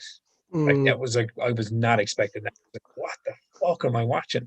And then it became heartbreaking near the end. So like the dude in the classroom with the black hair, was he fucking modeled off of Loki or what? See, this is the thing about this show. Excuse me, my nose is fucking at me again. There's a lot of characters in this that are modeled off of Marvel and DC characters. You can just tell. Like, I agree with you. Invincible is like a hybrid of Peter Parker and Clark Kent. And what's the girlfriend's name again? Amber, yeah. Amber, yeah. Like, she genuinely is, like, she does genuinely seem like a hybrid of like Lois Lane and Mary Jane. She's Zavenia. Yes, and very much so. But it's keep forgetting names because I'm trying to think. What is the girl's name? The redheaded girl. It's like he's mate. The new hippie. The one she's like, she fucking has the pink fucking attire and she flies. She just wants to recycle and save the world now. I genuinely do think it's heading towards him and her. Yeah. I genuinely do think. I do think that his best friend being the one to figure out who he is in a moment of because it was a judgment call of like, do I let him get killed, or do I give myself up, and then it was like, he made the call for his friend. I thought it was a really cool moment. But my fear going into the next 2 episodes is I fear for the mother. Yeah. And I told you at the start when I started watching this, is I really love that character. I don't see him as in Omni-Man having the gall to go through with killing her, though. Because I think she's the only thing that's kind of treading him to whatever humanity he still has. But it goes back to what you said about, his home planet. Yeah. And is he actually a dictator style? Has he got a dictator's personality? Is he a ruler? Is he a ruler, like pretending to be a superhero? Yeah, Because I don't know. we're 6 episodes in, and I will say it still, it's become my weekly thing. Omni-Man is still an asshole, Like he's a major prick. Like, this is what I love about J.K. Simmons and his character. Like, he's like, I thought, like, when we first saw the first episode and the second episode, I thought, oh, maybe there's something deeper here. Maybe maybe something like, was he being controlled? No, he's just a fucking asshole. He's just a dickhead. He's a pure prick, like. Yeah, and he's getting angry because he's like, she's figuring out what he did, and you're kind of going like, lads, like the fallout of, like, I mean, I wonder, like, I mean, it's season 1, because obviously it's going to be a season 2. It's good, like, I can't imagine it being cancelled after season 1. It's too fucking good. But is it going to come down to fucking Invincible and Omni-Man at the end of this? No, I think, I don't know, there's too much left in this yet. Yeah. I mean, he's only, like, I mean, obviously, if that did happen in season 1, Invincible would be killed. Yeah, he hasn't got the brass fucking tacks. He's still weak as fuck. Like, those cyborgs were beating the shit out of him. Like, really. The story arc that is really, really catching my attention is the robot. Out of all this madness that's going on, it's that story arc that's catching me, and it's his affection. You remember your man says, he goes, but like, how can you feel affection? He was like, but I'm programmed to love. So everyone, he was like, yeah, but you're a robot. Like, how can you cry because he shed a tear? I'm wondering what's going on there. Like, I'm thinking, does she have something in her blood, Beast Girl, that he needs to make whatever he's fucking making with the twins? You want to know my theory? Could be completely wrong. I'd be reading into this way too much. No, go on. I have a theory that he is using the twins' DNA or the superhero DNA to remake her. No, to give himself a body. That's what I figure he's doing. I reckon he's going to, because I reckon there's a brain. I reckon because he shed a tear, like, yeah, he did, human emotion. I reckon he's not all just wires and fucking circuits. I reckon there's an actual human brain inside of him that I reckon is going to go into this new body. And maybe he'll become the big fucking threat. It could be, yeah. Yeah, that's what I was thinking. Like, but yeah, this one had a lot of fucking lot of elements. It had a lot. This one I found was, I mean, it was jammed with action. But it had less action than it had levity though, didn't it? It did. It was a lot more character development in this one. It was a lot, and there was a lot more kind of like they were plugging story arc, like they were actually filling in story. Things are starting to make sense now in a lot of ways, which I appreciate. I mean, I do. I'm a big, you know me. I'm a big story head. I love a good story guy. I'm a story guy. I love a good story, and this, believe it or not, this animated TV show is doing that for me. It's genuinely filling in gaps, and it's like I'm giving me it's entertaining me with the action and the bad language and the visual, but the story itself is hitting home. And it's like the violence and the bad language is nothing without an actual reason for it, like so. Oh well, 100%, man, 100%. I think, like, I mean, you could make an entire show of them just fucking killing everything and fighting every single week, which they do, which is what I appreciate. There's action in it. Like there was like a moment in this where one of the college dudes that had been like fucking all transformed and fucked with, when like he pulled the mask off him and he like fucking saw his own killed himself. He fucking killed himself. Like he fucking, like, I mean, this is what I mean. There was tragic moments in this, like, yeah. And I felt really bad then for his mate at the end. Yeah, like hopefully they can recover him somehow. Now I'd see this is the thing about the show, and it's like, what's really going on? Because Cecil was like, we'll do our best to fix him, but he's a prick as well. I don't know what his motivations are. To be honest. I mean, sometimes it's like, I mean, I wonder, is he genuinely a good guy, but just stern and plays, and he's just, like, because he's got all the scarring on his face and stuff, and you Mm, wonder is like has time just withered him, you know? So yeah. he's just become stern to He's everything just now. so sneaky, like. But that's what I mean is, but there's a sneaky element to him. He seems it's like he's always under the table wheeling and dealing as well. So I don't think he'll fix him. I think he'll figure out another way to To use. use him. Yeah. You know what I mean? But I yeah, but think I think robots one, and it's the connection with fucking the girl character. I keep forgetting her name. Beast Girl. Beast Girl. Yeah, it's his connection with Beast Girl. Um, and the way he went out of his way to kind of, like go get the things, and like you need this, you need that. You know what I mean? And like, to fix her, and there's affection there, for her. Like when the drone turned up, battered to bits with all snow covered over it and everything. I Yeah, was like, what the fuck is happening here? And he's like, oh, you're okay. And then he goes yeah. to I the other remember, and guy, he just picks the thing up and goes, "Here, you need this." and then he turns around to the other guy. He's like, well, you didn't go to the ends of the earth to save me. But see, that's what I mean. Is it's like I do appreciate that. Like I do appreciate a good storytelling. I do appreciate the fact that it's really well thought out. It's, and Also, and and it really makes me want to buy the comics now. yeah, I really want to start reading the Yeah. comics as well. Also, the other guy, his suit kind of electrocuted himself after a while. Is he after getting like a superpower or something, or did he have one all along? Which character? So the black dude, the leader, I can't think of his name, so I, I apologies. he seems like he's super strong and fucking and stuff like. But yeah, I think that might have done something to him because it was like a Hmm. big fucking pulse. Unless he had more power than he ever knew, and that fucking just triggered it. Yeah, possibly. Also, Tom Pine says agree completely with the Robot Man idea. Zachary Quinto is great. Yeah, his voice is So good. The brilliant. voice cast in this show alone is top fucking shelf. Like, you know, Ezra Miller actually voiced one of the characters in it this week. Did you see that? no, He was on the cast list. I don't know who exactly it was. Seth Rogen's a producer on this show. Oh yeah, sure. He did Preacher as well. Yeah, I didn't know the fucking Ezra Miller was voiced the character.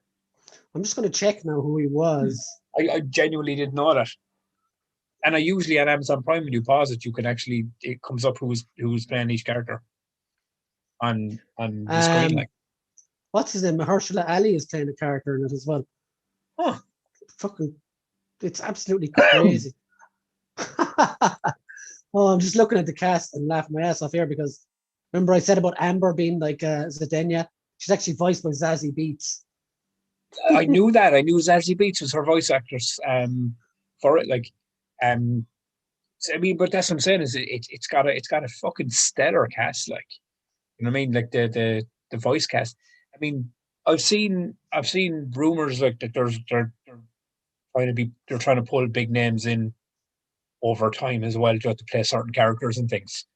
So be interesting to see who they actually get on the show to voice certain characters. So Ezra Miller was playing D.A. Sinclair, Huh, who was the Loki type guy. really? Yeah, Huh. the bad experiment dude whose jaw got punched right off.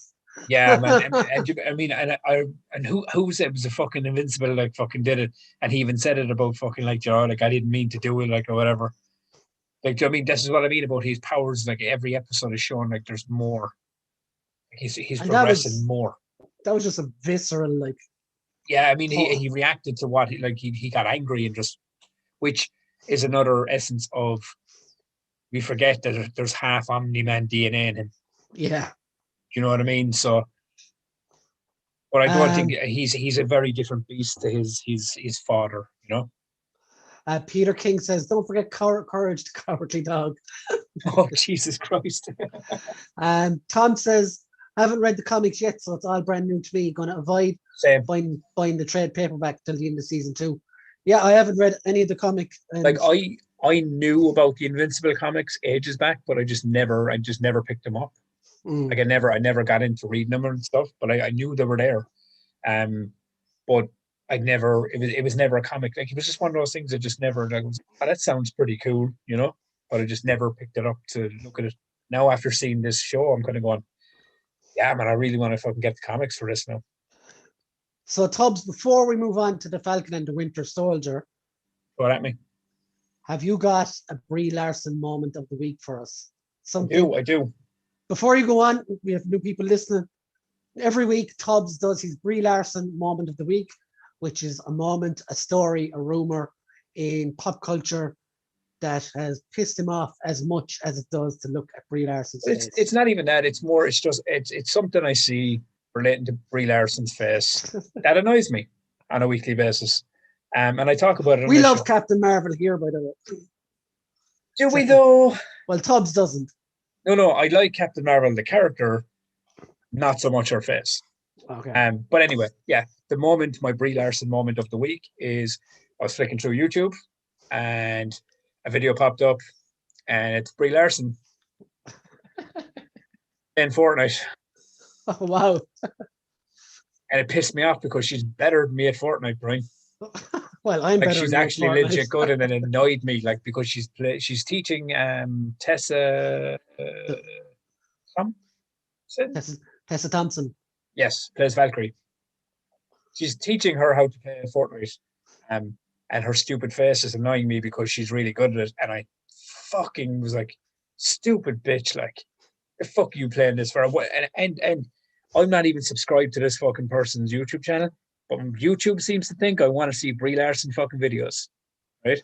Maybe that's because I was fucking flicking through, because I need a Brie Larsson moment this week. See what can annoy me, and now her fucking shit is everywhere on my YouTube page. Okay, yeah. So my Brie Larsson moment of the week. This may be a bit of, no, it's not about her. It's just something that annoyed me. This may be a hot take because I know a lot of people like this movie, but I watched Annihilation during the week. Okay, which one? Natalie Portman and. Oh yes, she's in that, isn't she? Yeah. Well, no. Yeah. Tessa Thompson is in it. And, oh my god, they're all in it. No, Brie Larsson isn't in it. But anyway, I watched Annihilation the weekend, made by Alex Garland. He also made Ex Machina as well. Yeah. And my God, that is an hour and a half of my life I will never get fucking back. It was sci-fi bollocks and bullshit of the highest degree. I don't care if people don't agree with me. That's their thing. In my opinion, it was a waste of precious oxygen and airtime that I could have spent elsewhere. So, guys, I hated it. Getting back to your Annihilation point, where does Brie Larsson shoe into this? Well, it doesn't have to be about Brie Larsson. It's just something. Oh, so you okay? So yeah. If you let me explain in the first place, Tom, I was just fueled by hatred for Brie Larsson. Sorry. Yeah. Well, the way I put it, like, is something that annoys you as much as her face annoys you. Oh, okay, so that movie annoyed you as much as Brie Larson's face annoys me. Annoys you, yeah. Okay, see, I get it now. Now I know how we're playing the game. Okay, I get this. Yeah. So yeah, you hated Annihilation. I hated Brie Larsson. And a weekly thing, I'm going to hate her forever. But then, to be fair, I will say one thing. I think actually it should be my Natalie Portman moment of the week. Oh, so okay. But my moment was one of those things where I had another breaking my heart where I genuinely physically nearly got sick in my mouth because I think there was another video she was doing yoga and I was like, shut up, stop, Tubbs. You watched that video, didn't you? You know what I mean? Yeah, exactly. So it's like, I had this moment of like, oh no. So I quickly went back into hatred mode. She's just a fucking asshole. So that's what it is, you know. Damien says, Brian, ask Tubbs, why is he a Brie Larsson poster behind him? Lol. Me? What? I don't know what he's looking at. I have to look better now. If I had a Brie Larsson poster behind me, it would only be on the wall so I could jerk off and cry. Oh, stop. Because it would be, I'm disgusted at myself for doing this, so my tears would fill me with fucking joy. Peter says, who the fuck is she? And exactly, Peter. Just that's all you just if you've never experienced Brie Larsson, just keep going about your day, buddy. You'll feel better. Tom, please don't start him off. Tom says, good news, Tubbs. Brie is leaving Marvel for the new Star Wars franchise. Oh no, here we go. Do you know what? At this point, let Star Wars take her. was there floundering anyway. So You never know. She might cut Luke Skywalker in two or something to really put you off. oh no, because remember I was talking about 2 weeks ago. She wants to be the most powerful Jedi in the universe. Go fuck yourself. Okay. So Damien just put up a load of shocked emojis. Which at the poster story or the Yeah, fuck yeah. yourself Star Wars story? I Okay, don't think you I need apologize then. to. I don't think you need to repeat that. But Oh, anyway, no, I won't. so guys, last topic of the day is we are going to chat about. Oh God, look what you've done, Tubbs. What have I done? Damien said she's the new Doctor Who. Oh Jesus Christ. She'd probably want to be better than them all and have more balls than them all and more time. Okay, so let's move on from this tragic topic. Falcon and the Winter Soldier had episode 5, penultimate episode this week. Talk, Tubbs. Okay, I have good things to talk about, and and a few worries that I will come at in a while. Yeah, but I think let's talk Zemo first. Okay, you go. I think it's very, very disappointing they've took him off the table already. Yes, I was about to agree with you there because it's like they pulled a weekend at Bernie's on Zemo. It's like, let's get Zemo out of prison and let him go on like a little bit of a walk around and let him have his final dance and have a bit of mischief with him and then take him to Wakanda. It seems like it seems like they got him out of jail for nothing really. Yeah, I mean, I said that to you in the episode where they were out. It felt very out of character. Obviously, they're fictional characters, so they can write them whatever way you want. But from what we've learned about their connection or their relationship, it seemed very out of character. The way him and Bucky were with each other, and it was just So there's a few things about this show. It seemed like a very haphazard way of getting Falcon a new suit from Wakanda. Yeah, but do you know what it seems like for me? Because next week we're in the final episode. It feels like this is what I've gathered because we're 5 episodes in. The pacing seems to be a little junky. Now, I want to talk about something about this before we go further. Apparently, when they shot this first, it was a story about a deadly virus being released on the world, and Winter Soldier and Falcon were rescuing vaccines, and that had to be nixed because of obviously COVID coming in. So maybe this is why. Okay. So maybe this is why we're seeing such a disjointed show, and I think it's very disjointed, if I'm honest. Yeah, no, I mean, and it's not even the fact. I mean, it is a disjointed show, and it does really feel like this episode. Now, don't get me wrong, this episode had a lot of cool moments. It had there was a lot of good, there was a lot of good in this episode, but for the 5 episodes overall, it is very janky, and the pace very jumpy. Because there one episode left, and it literally the whole thing with Zemo. It just seemed like, oh, okay, we've only 1 episode left. Okay, so we need to get Zemo off because he's not in this next episode. So he goes to Wakanda. And then you have the US soldier. It's like, oh, well, we need him to be in the last episode for possibly a big showdown. And he's with these guys now.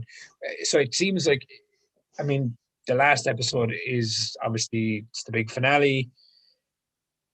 There's a lot of things happening, and it just seems like they don't have a lot of time to pay it all off, which is weird because I don't think I ever said that about WandaVision, even though these are 2 completely different stories, obviously, 2 different. But it seemed like as much as, and they were shorter episodes, if you remember, they were.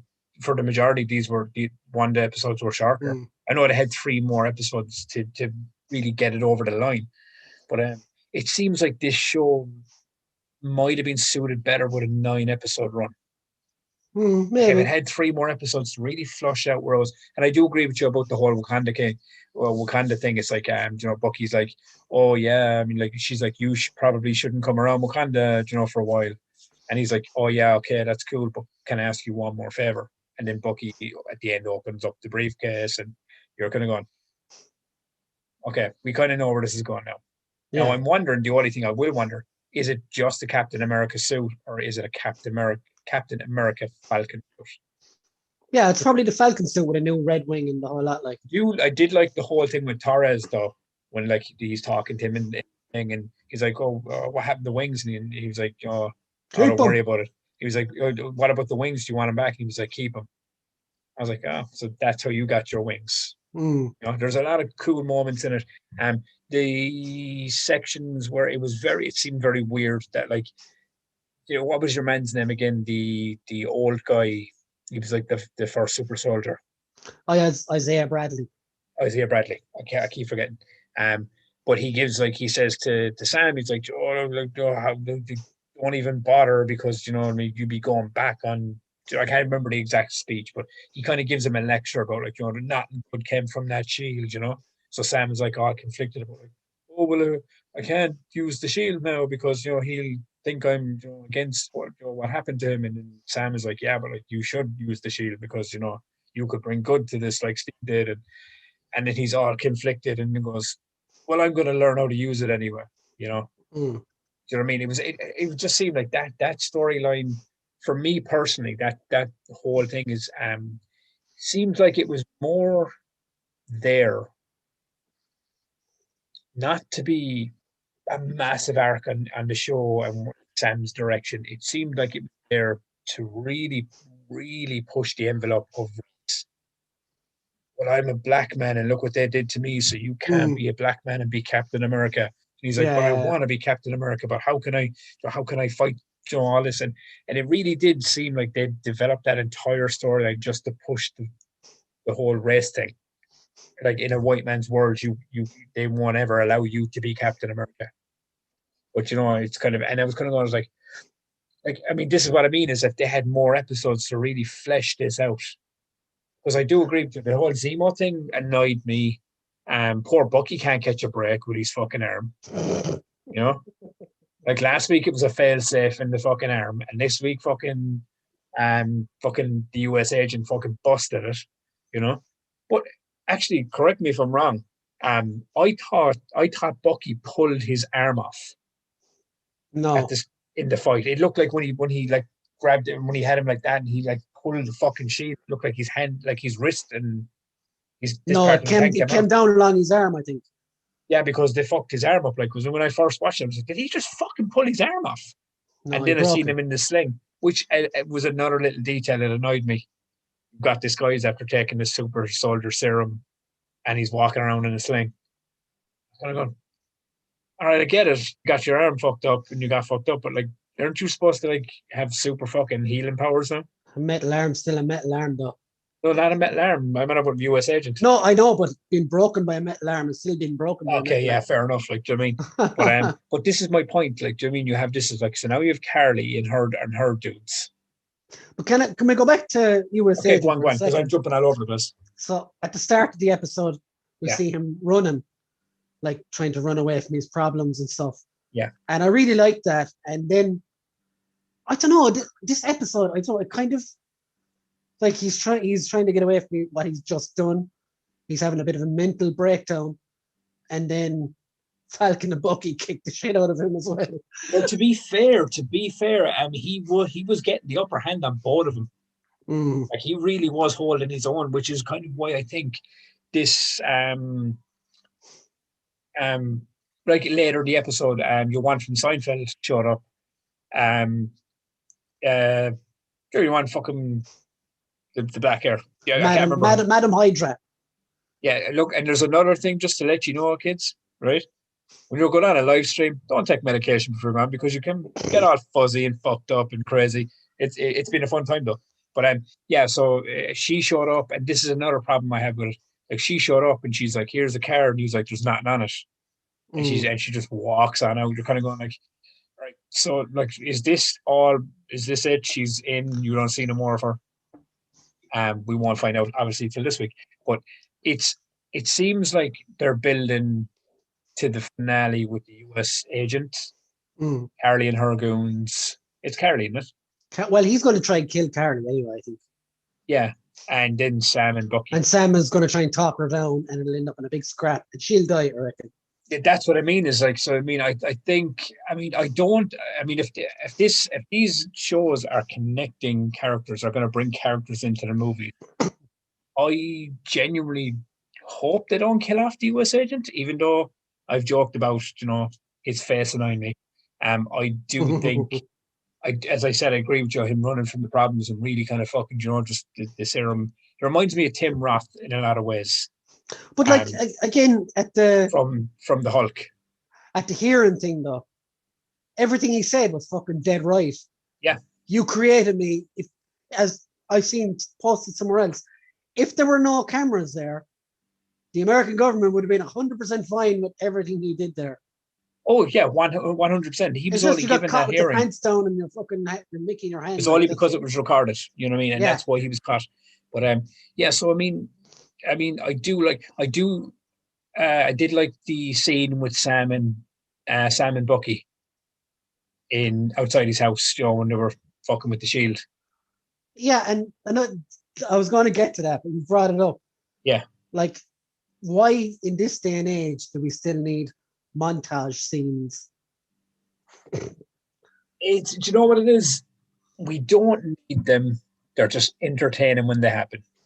I don't think so, because I mean, I've always everybody loves a montage, Brian. Let's be honest about it. That's because it's a montage. Everybody loves a montage.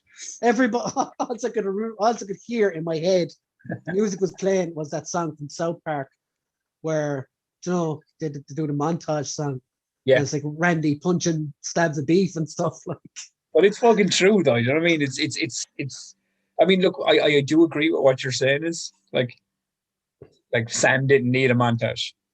That's called a montage. You know what I mean? He probably didn't, but I mean, at the same time, we're going like, yeah, watch him. But like, he was there firing the shield and stuff, and we've seen him throw the shield. He knows how to fucking throw the shield, and he can run fast. Which is kind of weird how they showed him like not being able to throw the shield. Yeah. It was like, and I wondered to myself, was that like because he's kind of lost his confidence or whatever this season, and it was that whole montage to show like, oh look. Yeah.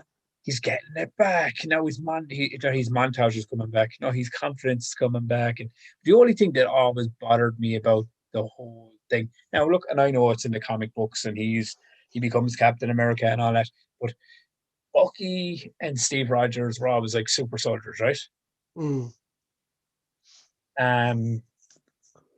Sam isn't, but Sam moves and fights like someone that's a super soldier. Mm. It's because weird. He's at the peak. Even in the comics, though, Captain America is not.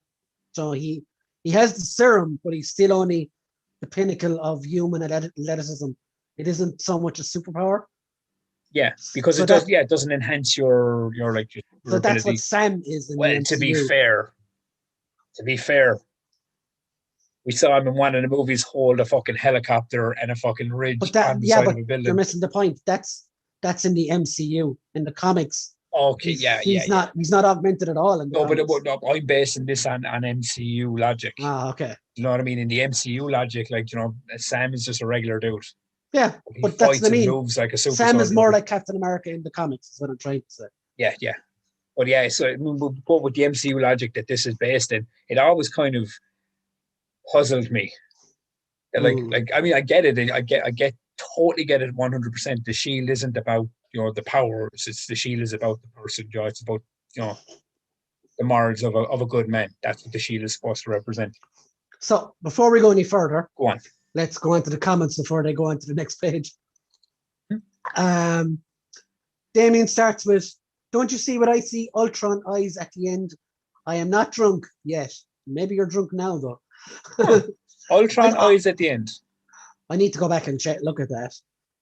Tom says, "My theory is that the final episode will be a mass breakout from the raft, maybe as a post-credit scene. All of the Marvel projects are setting up the next phase, and Thunderbolts is on the cards." I would love to see that because you've been saying this since the start of the season, man. Oh, yeah. Damien says, "Can't wait to see a raft.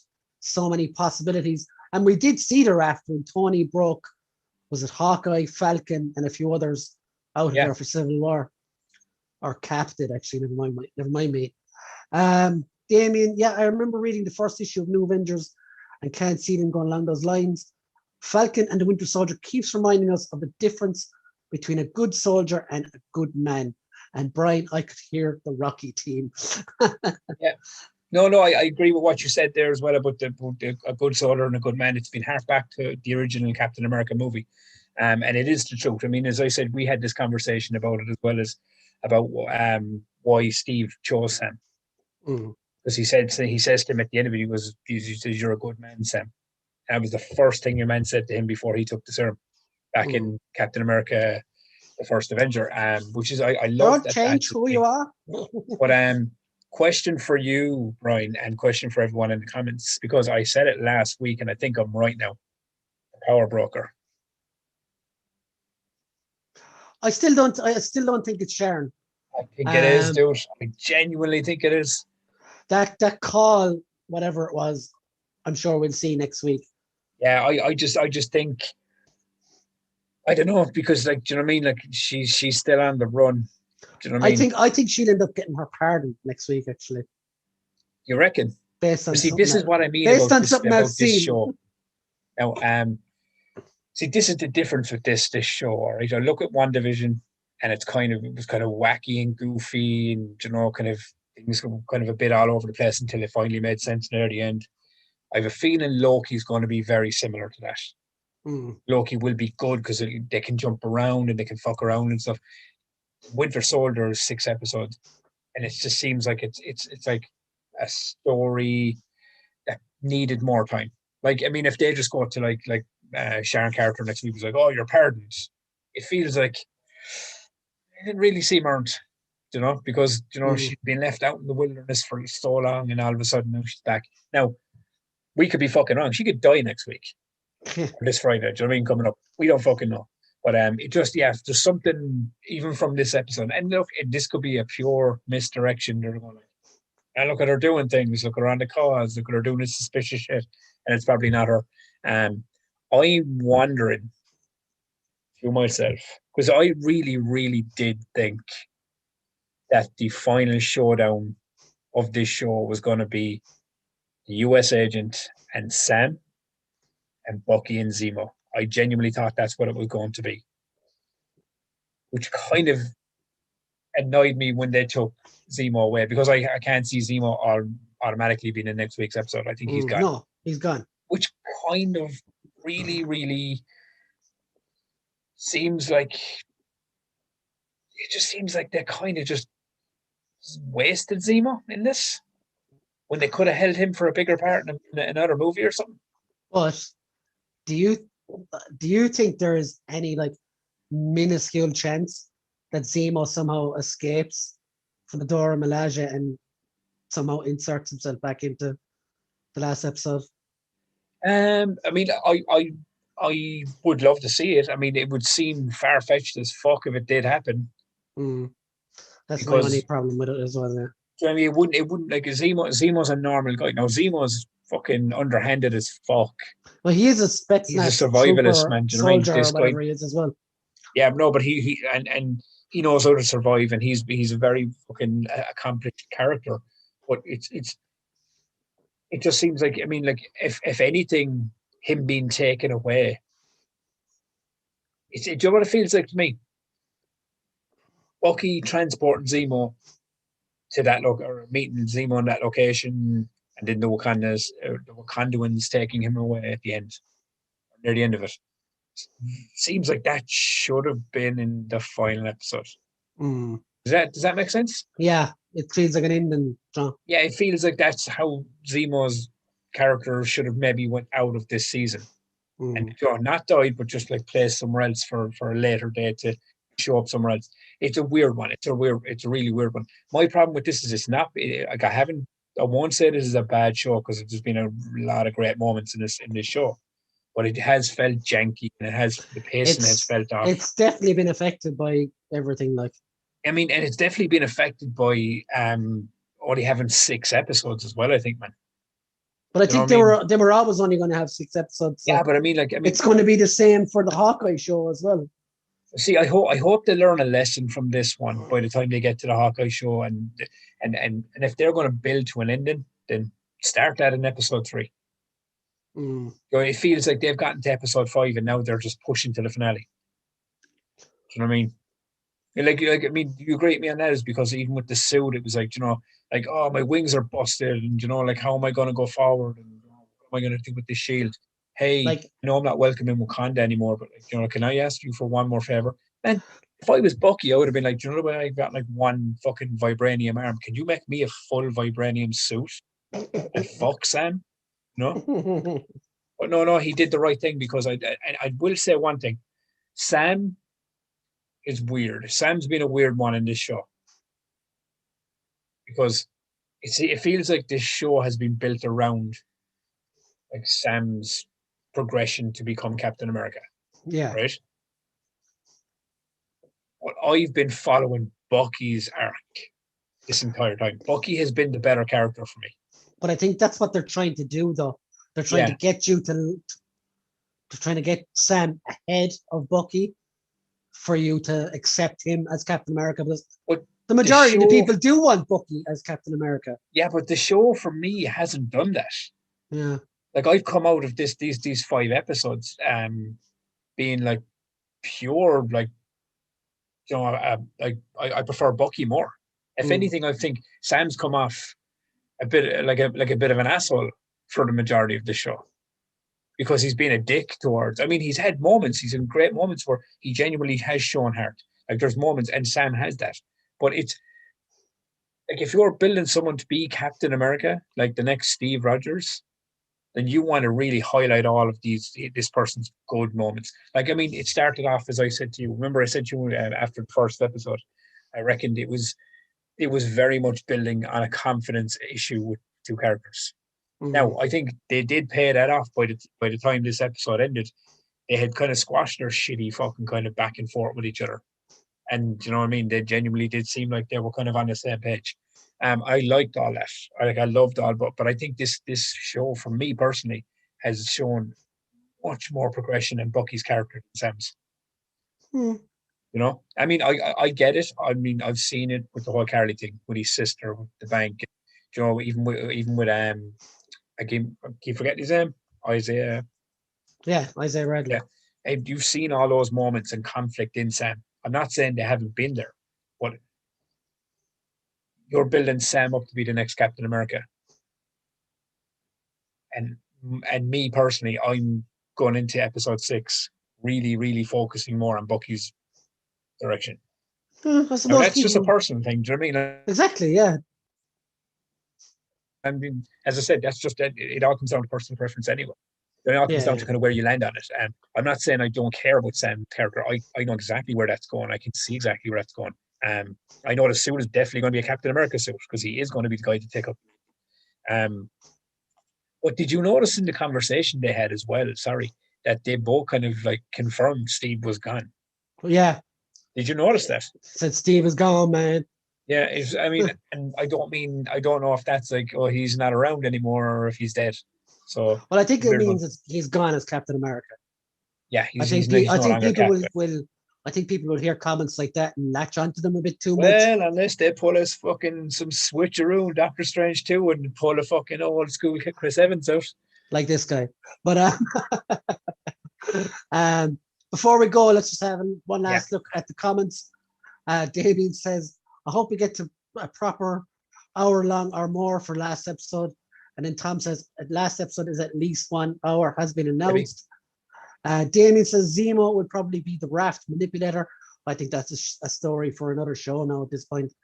Yeah. And Tom says Bucky might be in Black Panther 2. Yeah, very possibly. Yeah, I'd like to see that. Yeah. Just to round us off, the last comment is Peter King, who says you need to do a Mortal Kombat cast, which is why I left that one to last. Next week, we will hopefully be reviewing the new Mortal Kombat movie, which is scheduled to come out between Wednesday and Friday this week. Yes. And I am really, really looking forward to that. I know you are. Next week, also, we will have Falcon and Winter Soldier finale to review. Yeah. We will have Invincible penultimate episode of that, episode 7. And we will have some chat about some classic 80s or 90s video games. We haven't set our minds to confirm that yet. And also we will have our Brie Larsson and Natalie Portman moments of the week. Official now. Yeah, And, we both we're begging back and forth now. and Damien says, last comment of the night, villains I'd love in MCU, new and old, include the leader, Warlord, Kang, I think he meant there, not Krang, Serpent Society. Kang is definitely coming, like. Kang is coming in Ant-Man, yeah. The leader has been in the Hulk as well. Serpent Society, Ultron and Zola to return. Claw in his vibranium suit, any of these. Yeah, Claw in his sound barrier thing would be pretty cool if they did that in all its redness and everything, which was... I want Doctor Doom. No, it has to be Doctor Doom and then bring on Mr. Sinister, Magneto, and all the X-Men villains. Well, I mean, I we've talked about that. I said that to you was like, I mean, even if we didn't get Magneto and all that, I want a live action Sinister. Yeah. I think we fucking earned it after sitting through Fox's movies for as long as and we did. almost had him turn up in the Fox movies. I'm so glad we didn't, because now we just have a brand new fucking canvas to work off of now. Was it the post-credit scene for Apocalypse where someone had a briefcase with the name and Nathaniel Essex or something on it? Yeah. Yeah, but they would have shit the bed in that one. It would have, like, after seeing what they did to Apocalypse, like, I mean, poor fucking, what's his name? Oscar Isaacs, man. Hey, that was Oscar Isaac is getting to play fucking Moon Knight, so he's going to be awesome. He's going to kill dudes in it as well. That's because Moon Knight does that. Yeah. The MCU's Batman. Oh. But how is the MCU's Batman though? Well, no. I mean, I would make the comparison that Daredevil and Batman are more like. Daredevil can fight better and he's blind, so. No, but like, and I mean, if you were to pick characters, I would never, like, I'm only going off of what they were saying with the like. Before we go, so let's see. Moon Knight is an archaeologist who stumbles upon an Egyptian god's fucking tomb and develops schizophrenia and superhero powers because of it. How is that anything got to do with Batman? I'm not saying it's that. I think that, man. I mean, you just said it. No. Remember we were talking about, like, they were around about, like, the DC MCU kind of like copying each other. Apparently, Moonlight was the costume or whatever was kind of supposed to be taken from the Batman. I don't agree with that. I think Daredevil is one of those characters that, like, really shadows the Batman costume in a lot of ways. And he's Daredevil, man. You know, Daredevil is a blind boxer's son who got run over by a truck full of radioactive goo. But take all that out. The only thing they have in common is they fight like ninjas. Listen, he fucking works off like sonar and shit, right? Yeah. So realistically, if you look at it outside the box, Daredevil should have been called Batman. So he's an actual bat. Exactly, but he wasn't. He's Daredevil. But yeah, that's another show. Tom Pine says Crescent Moon throwing stars versus the Batarang. I know where I'm running from faster. Brie Larsson trying to ride you.